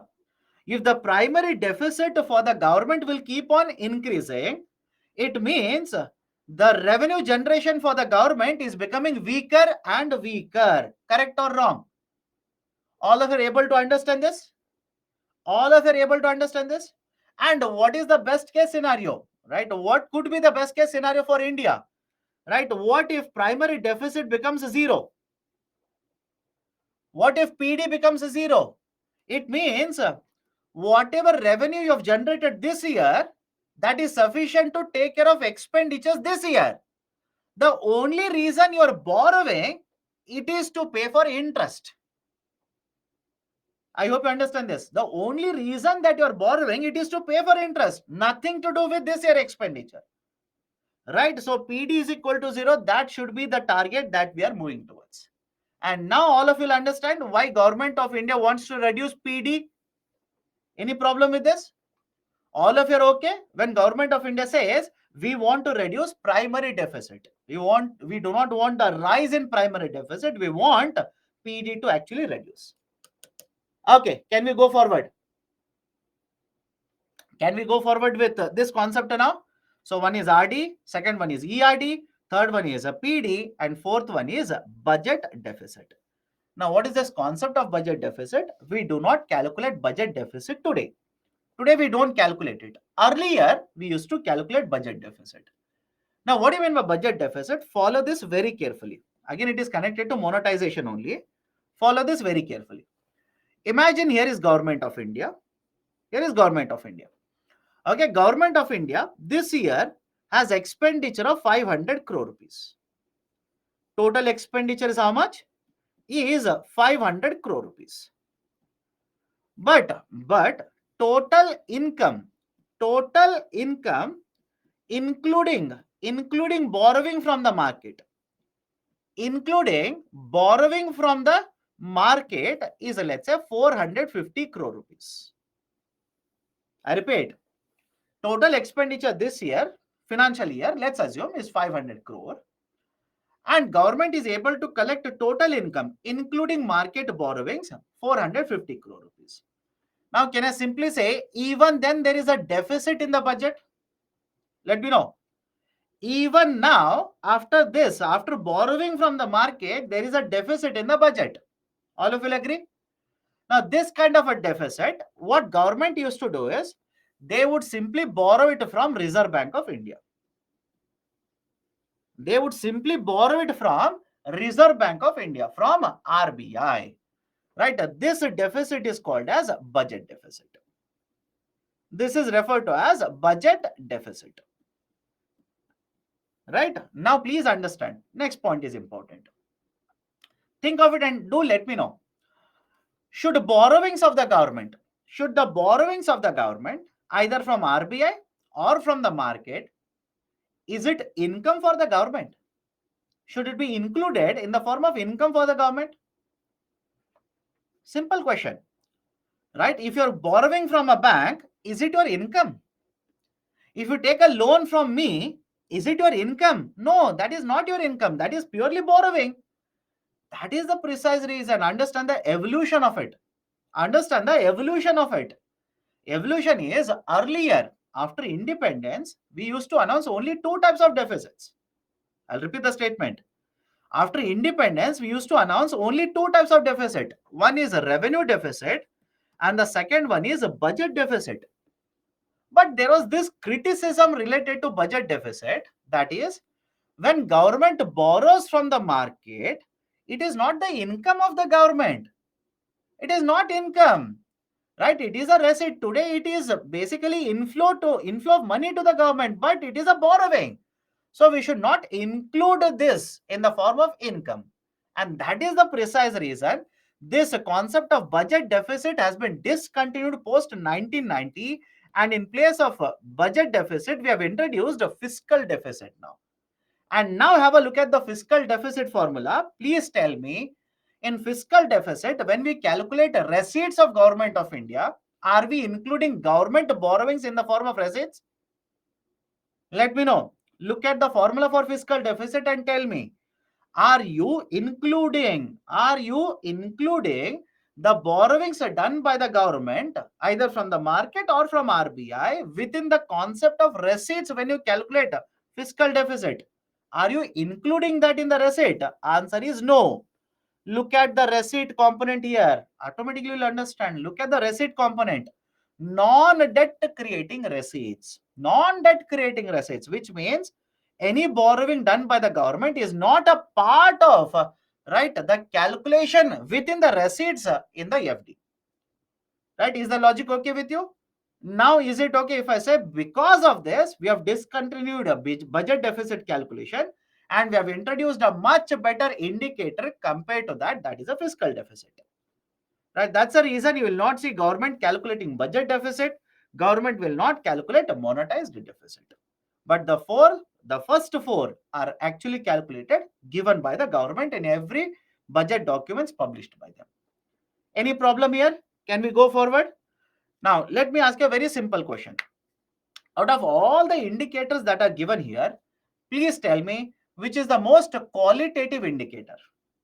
Qualitative, that is very important. Which is the most qualitative indicator out of all the indicators that I've given here? Let me know. Let me see how many of you actually think.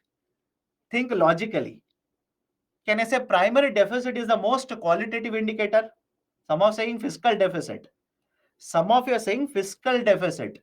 Fiscal deficit will tell you how much money you are borrowing this year. I understand. Fiscal deficit will simply tell you how much money you are borrowing this year. But can it tell you how much out of this borrowing is it for current year requirement and how much is for interest payment? Can that distinction be made in fiscal deficit? No. That kind of a distinction cannot be made in fiscal deficit. But fourth one, primary deficit. Can we make that distinction? Can we come to know how much money is only for current year expenditure?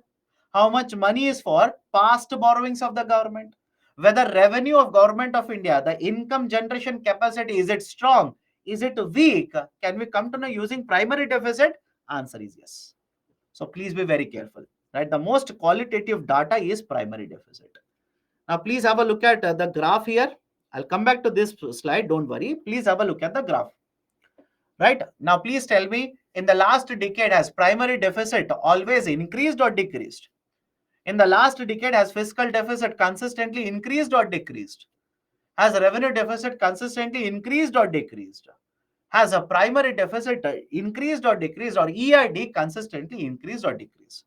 These kind of statements have been asked in UPSC prelims. These have been asked in the UPSC prelims. Please be very, very careful. Consistently, no. None of them have increased or decreased consistently. Right? Why? The argument is it should be very simple to you. Point number one, let me know whether this makes sense to you or not. Government of India wants to reduce all the four types of deficits. Let me know. right? Government of India wants to reduce all the four types of deficits. Anybody has a problem with this statement? Government wants to reduce RD, ERD, EFD, as well as PD. You want to reduce all of them. That represents that your policies are very effective. But don't you think pandemic would have disturbed these targets which were set up by government of India?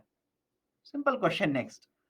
Right? Don't you think the pandemic, right, the COVID would have basically disrupted, right, whatever targets were set up by government of India? So if a question is in the form of a statement, in the last 5 years, the fiscal deficit has consistently increased. No, because in the last 2 years, we have been able to reduce fiscal deficit. But what happened during 20 and 21? Let me know what happened during 20 and 21. Pandemic. During pandemic, will government of India's receipt collection, income collection, please tell me, will the receipt keep on increasing during pandemic? No, receipts will take a hit, come down. On the other side, what will happen to the expenditure incurred by the government of India? Expenditures will increase at a very, very high pace. As a result of this, what will happen to fiscal deficit? Automatically, fiscal deficit will become higher. Right? So these targets, for majority period of the time, government will set up targets. We want to reduce them.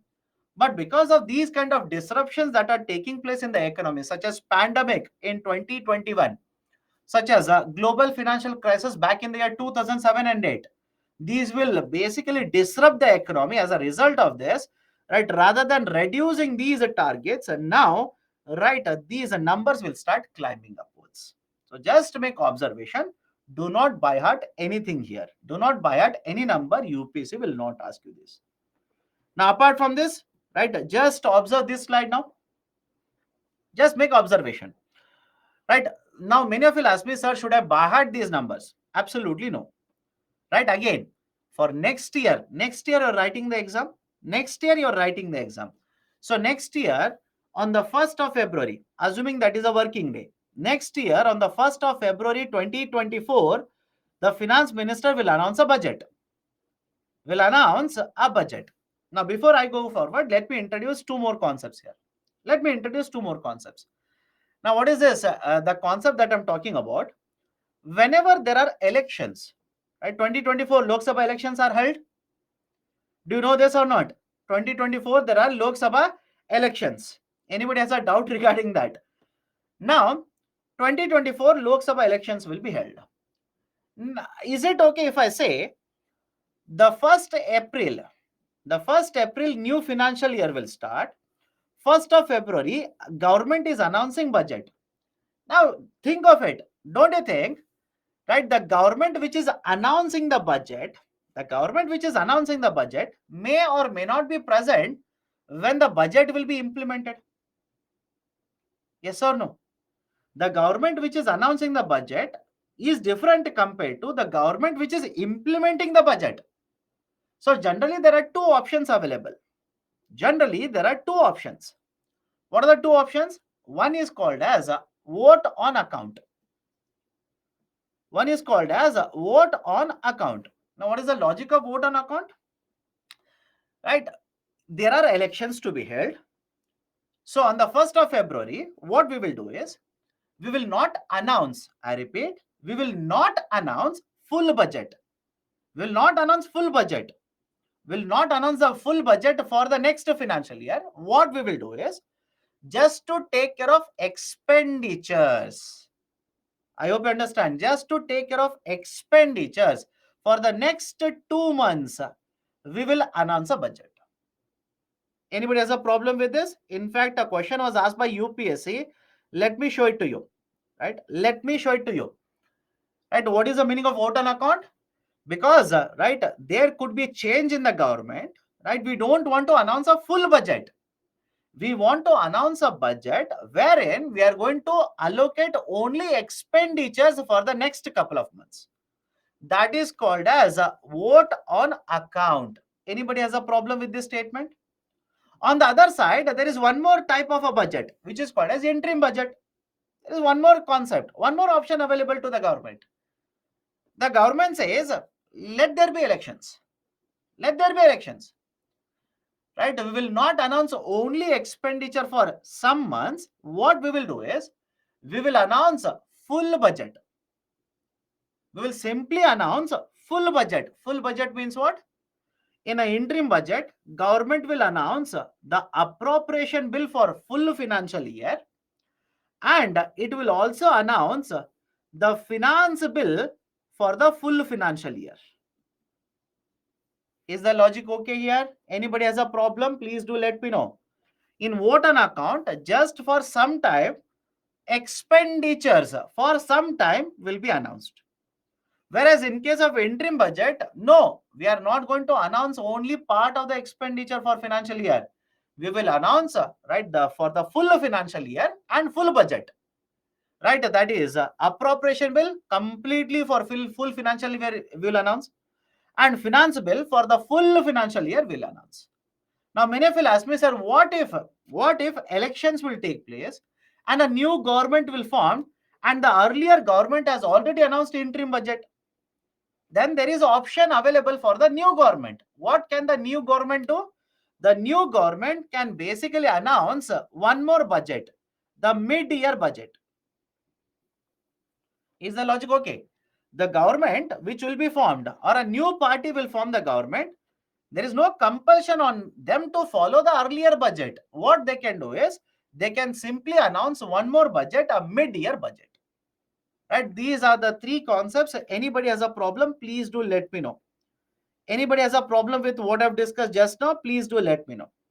Now, right, please have a look at the slide here. Whenever government will announce a budget, right, government will have to give you details from where they are collecting the money.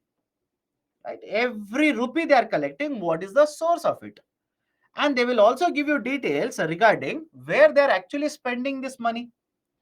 Please make observations. Please do not by heart anything. But what are the observations? At least now, have a look at it and say, at least now, can I say, out of all the sources of income for the government, taxes are the most important? Let me know. Out of all the sources of income for the government, can I say, taxes are the most important source of revenue for the government? If you still have a doubt, please look at the number here. Corporate taxes, income taxes, customs duties, excise duties, GST, etc.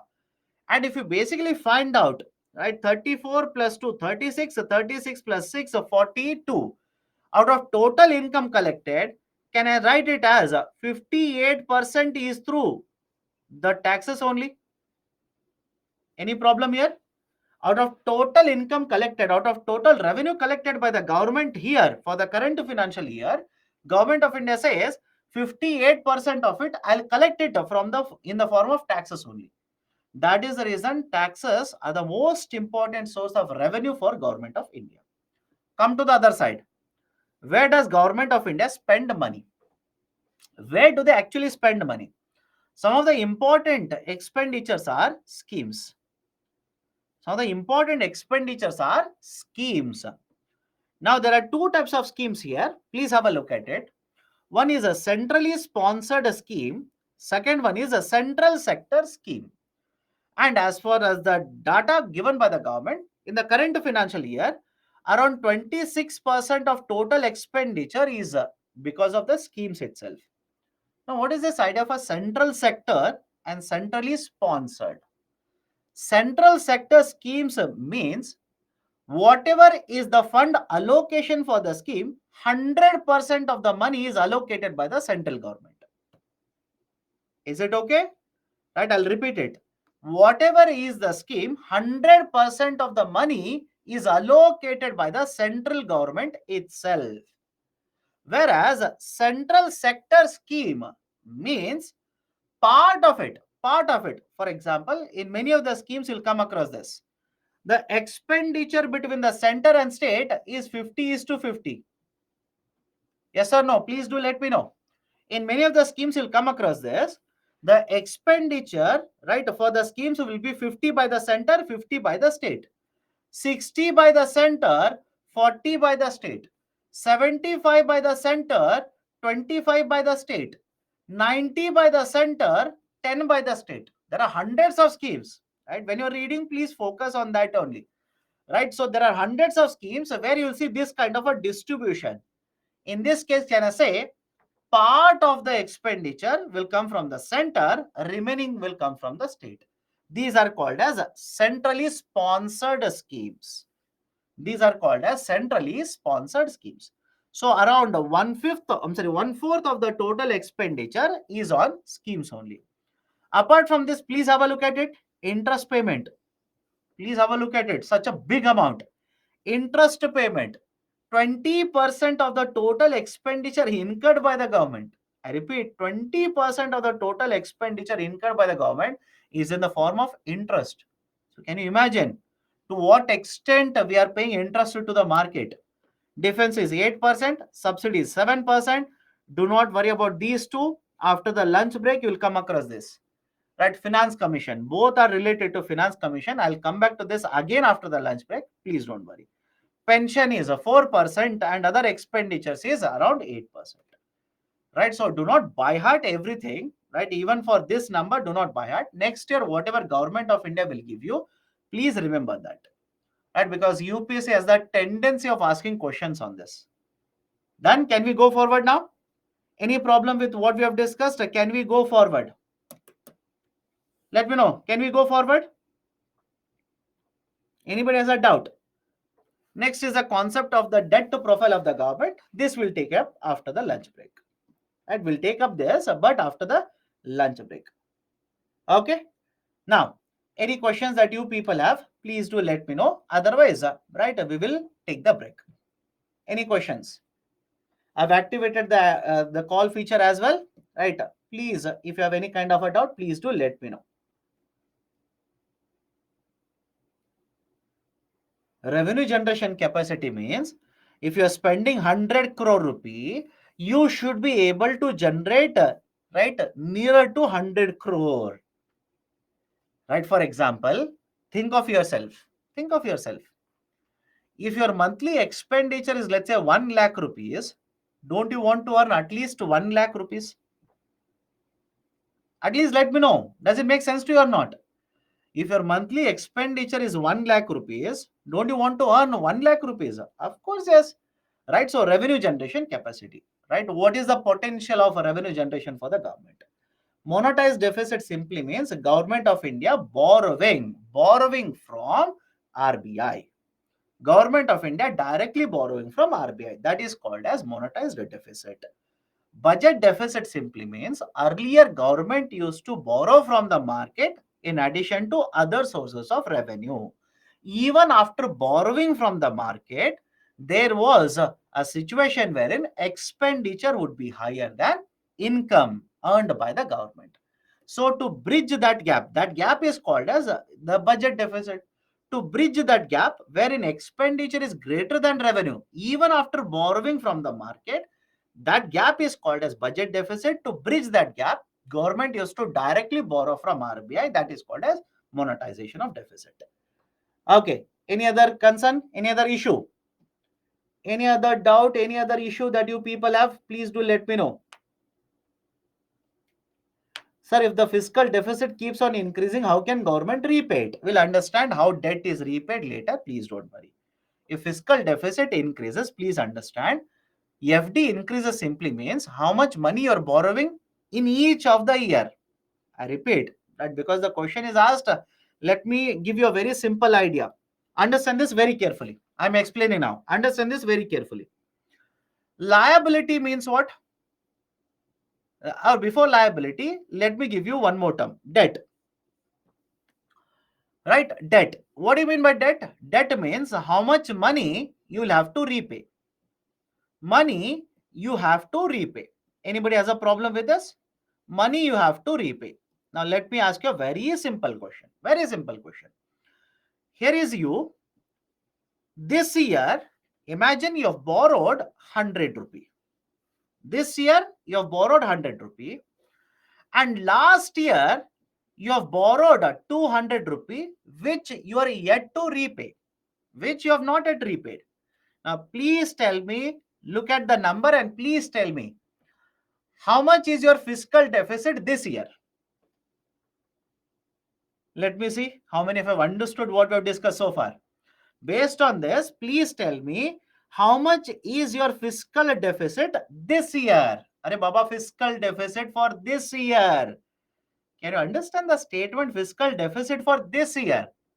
Your fiscal deficit for this year is 100 rupees. Are Baba, how difficult is it? Many of you are making a mistake. What do you mean by fiscal deficit?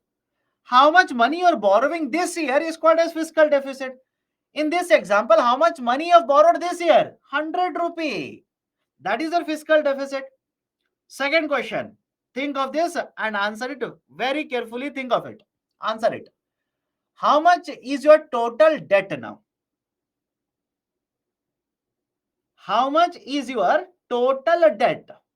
How much money you are supposed to repay as of now? Can I say total debt you owe is 300 rupees?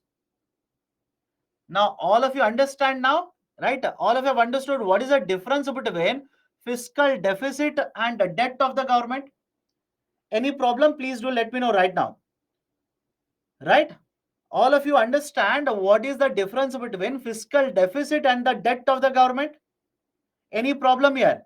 What is fiscal deficit? In financial year 24, how much money you borrow? That is fiscal deficit for that year. Financial year 25, how much money you will borrow? That is the fiscal deficit of that year. Financial year, right? Let's say 26, how much money you borrow in that year? That is a fiscal deficit. Fiscal deficit is calculated annually in the sense of for every financial year. Whereas the debt is total amount of money that you will have to repay. That is a debt. Any problem here? Can we go forward? Let me know. Any problem? Can we go forward? Let me know. Are Baba, either say yes or no. Don't sit quietly. We'll take a break after this. Don't worry. Either say yes or no. Okay. For defense, you said it is both an expenditure and asset. How? Salary is paid to the employees in the defense. You tell me. Salaries are paid to employees in the defense. Is it capital expenditure? Think of it. Is it capital expenditure? Salaries, will it increase assets of government of India? No. Right. So salaries never will increase the assets. Right. So salaries, can I put it? Defense salaries under revenue.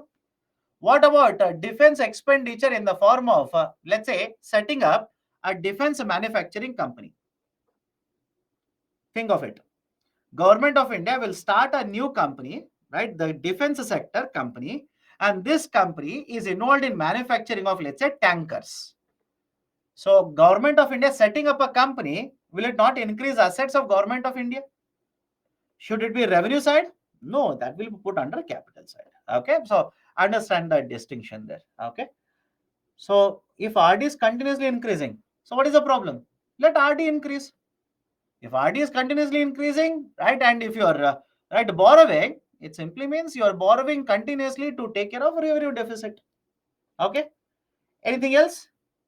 Any other questions? Otherwise, I'll take a break now.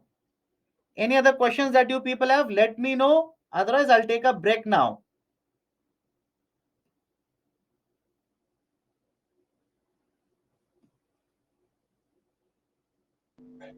Hello? Hello. Yeah. Yes, sir. Please repeat vote on account. Vote on account basically means, right, you will provide the details in the budget only to withdraw and take care of expenditure. What do you do in a normal budget? In normal budget, you will provide expenditure details as well as revenue details. Correct or wrong? Yes, sir. In a normal budget, right, you will provide expenditure side details as well as revenue side details. But in vote on account, no, you will not be providing revenue details. You will be providing only expenditure details. That is called as vote on account. And that is only for 2 months. That is the remaining time. Generally for 2 months. Generally for 2 months. Why? We generally expect a new government to be formed and we will have a full-fledged budget announced by new government. Okay. And then interim budget. Interim budget is both full-fledged budget. Just like a normal budget, both expenditure as well as income side, both the statements will be given for full financial year. Okay. In Done. case of change of government, there will be mid-year budget. Otherwise, the interim budget will continue. Yes, if the government wants to have a new budget, they can do that because the government is different. So they can have it. Otherwise, if they want to continue with the interim budget, that is left to them. Okay. Thank you, sir. Uh, Any other questions? Debt of government. Debt, Are Baba. Debt of government statement is there right in front of you. How much money will the government have to repay? That is called as debt of the government. Okay. Any other questions? Any other questions? Okay, done. So let's take a break now. We'll restart the discussion at 2:30 p.m. Take a lunch break now. We'll restart the discussion at 2:30 p.m. Okay, take a break now.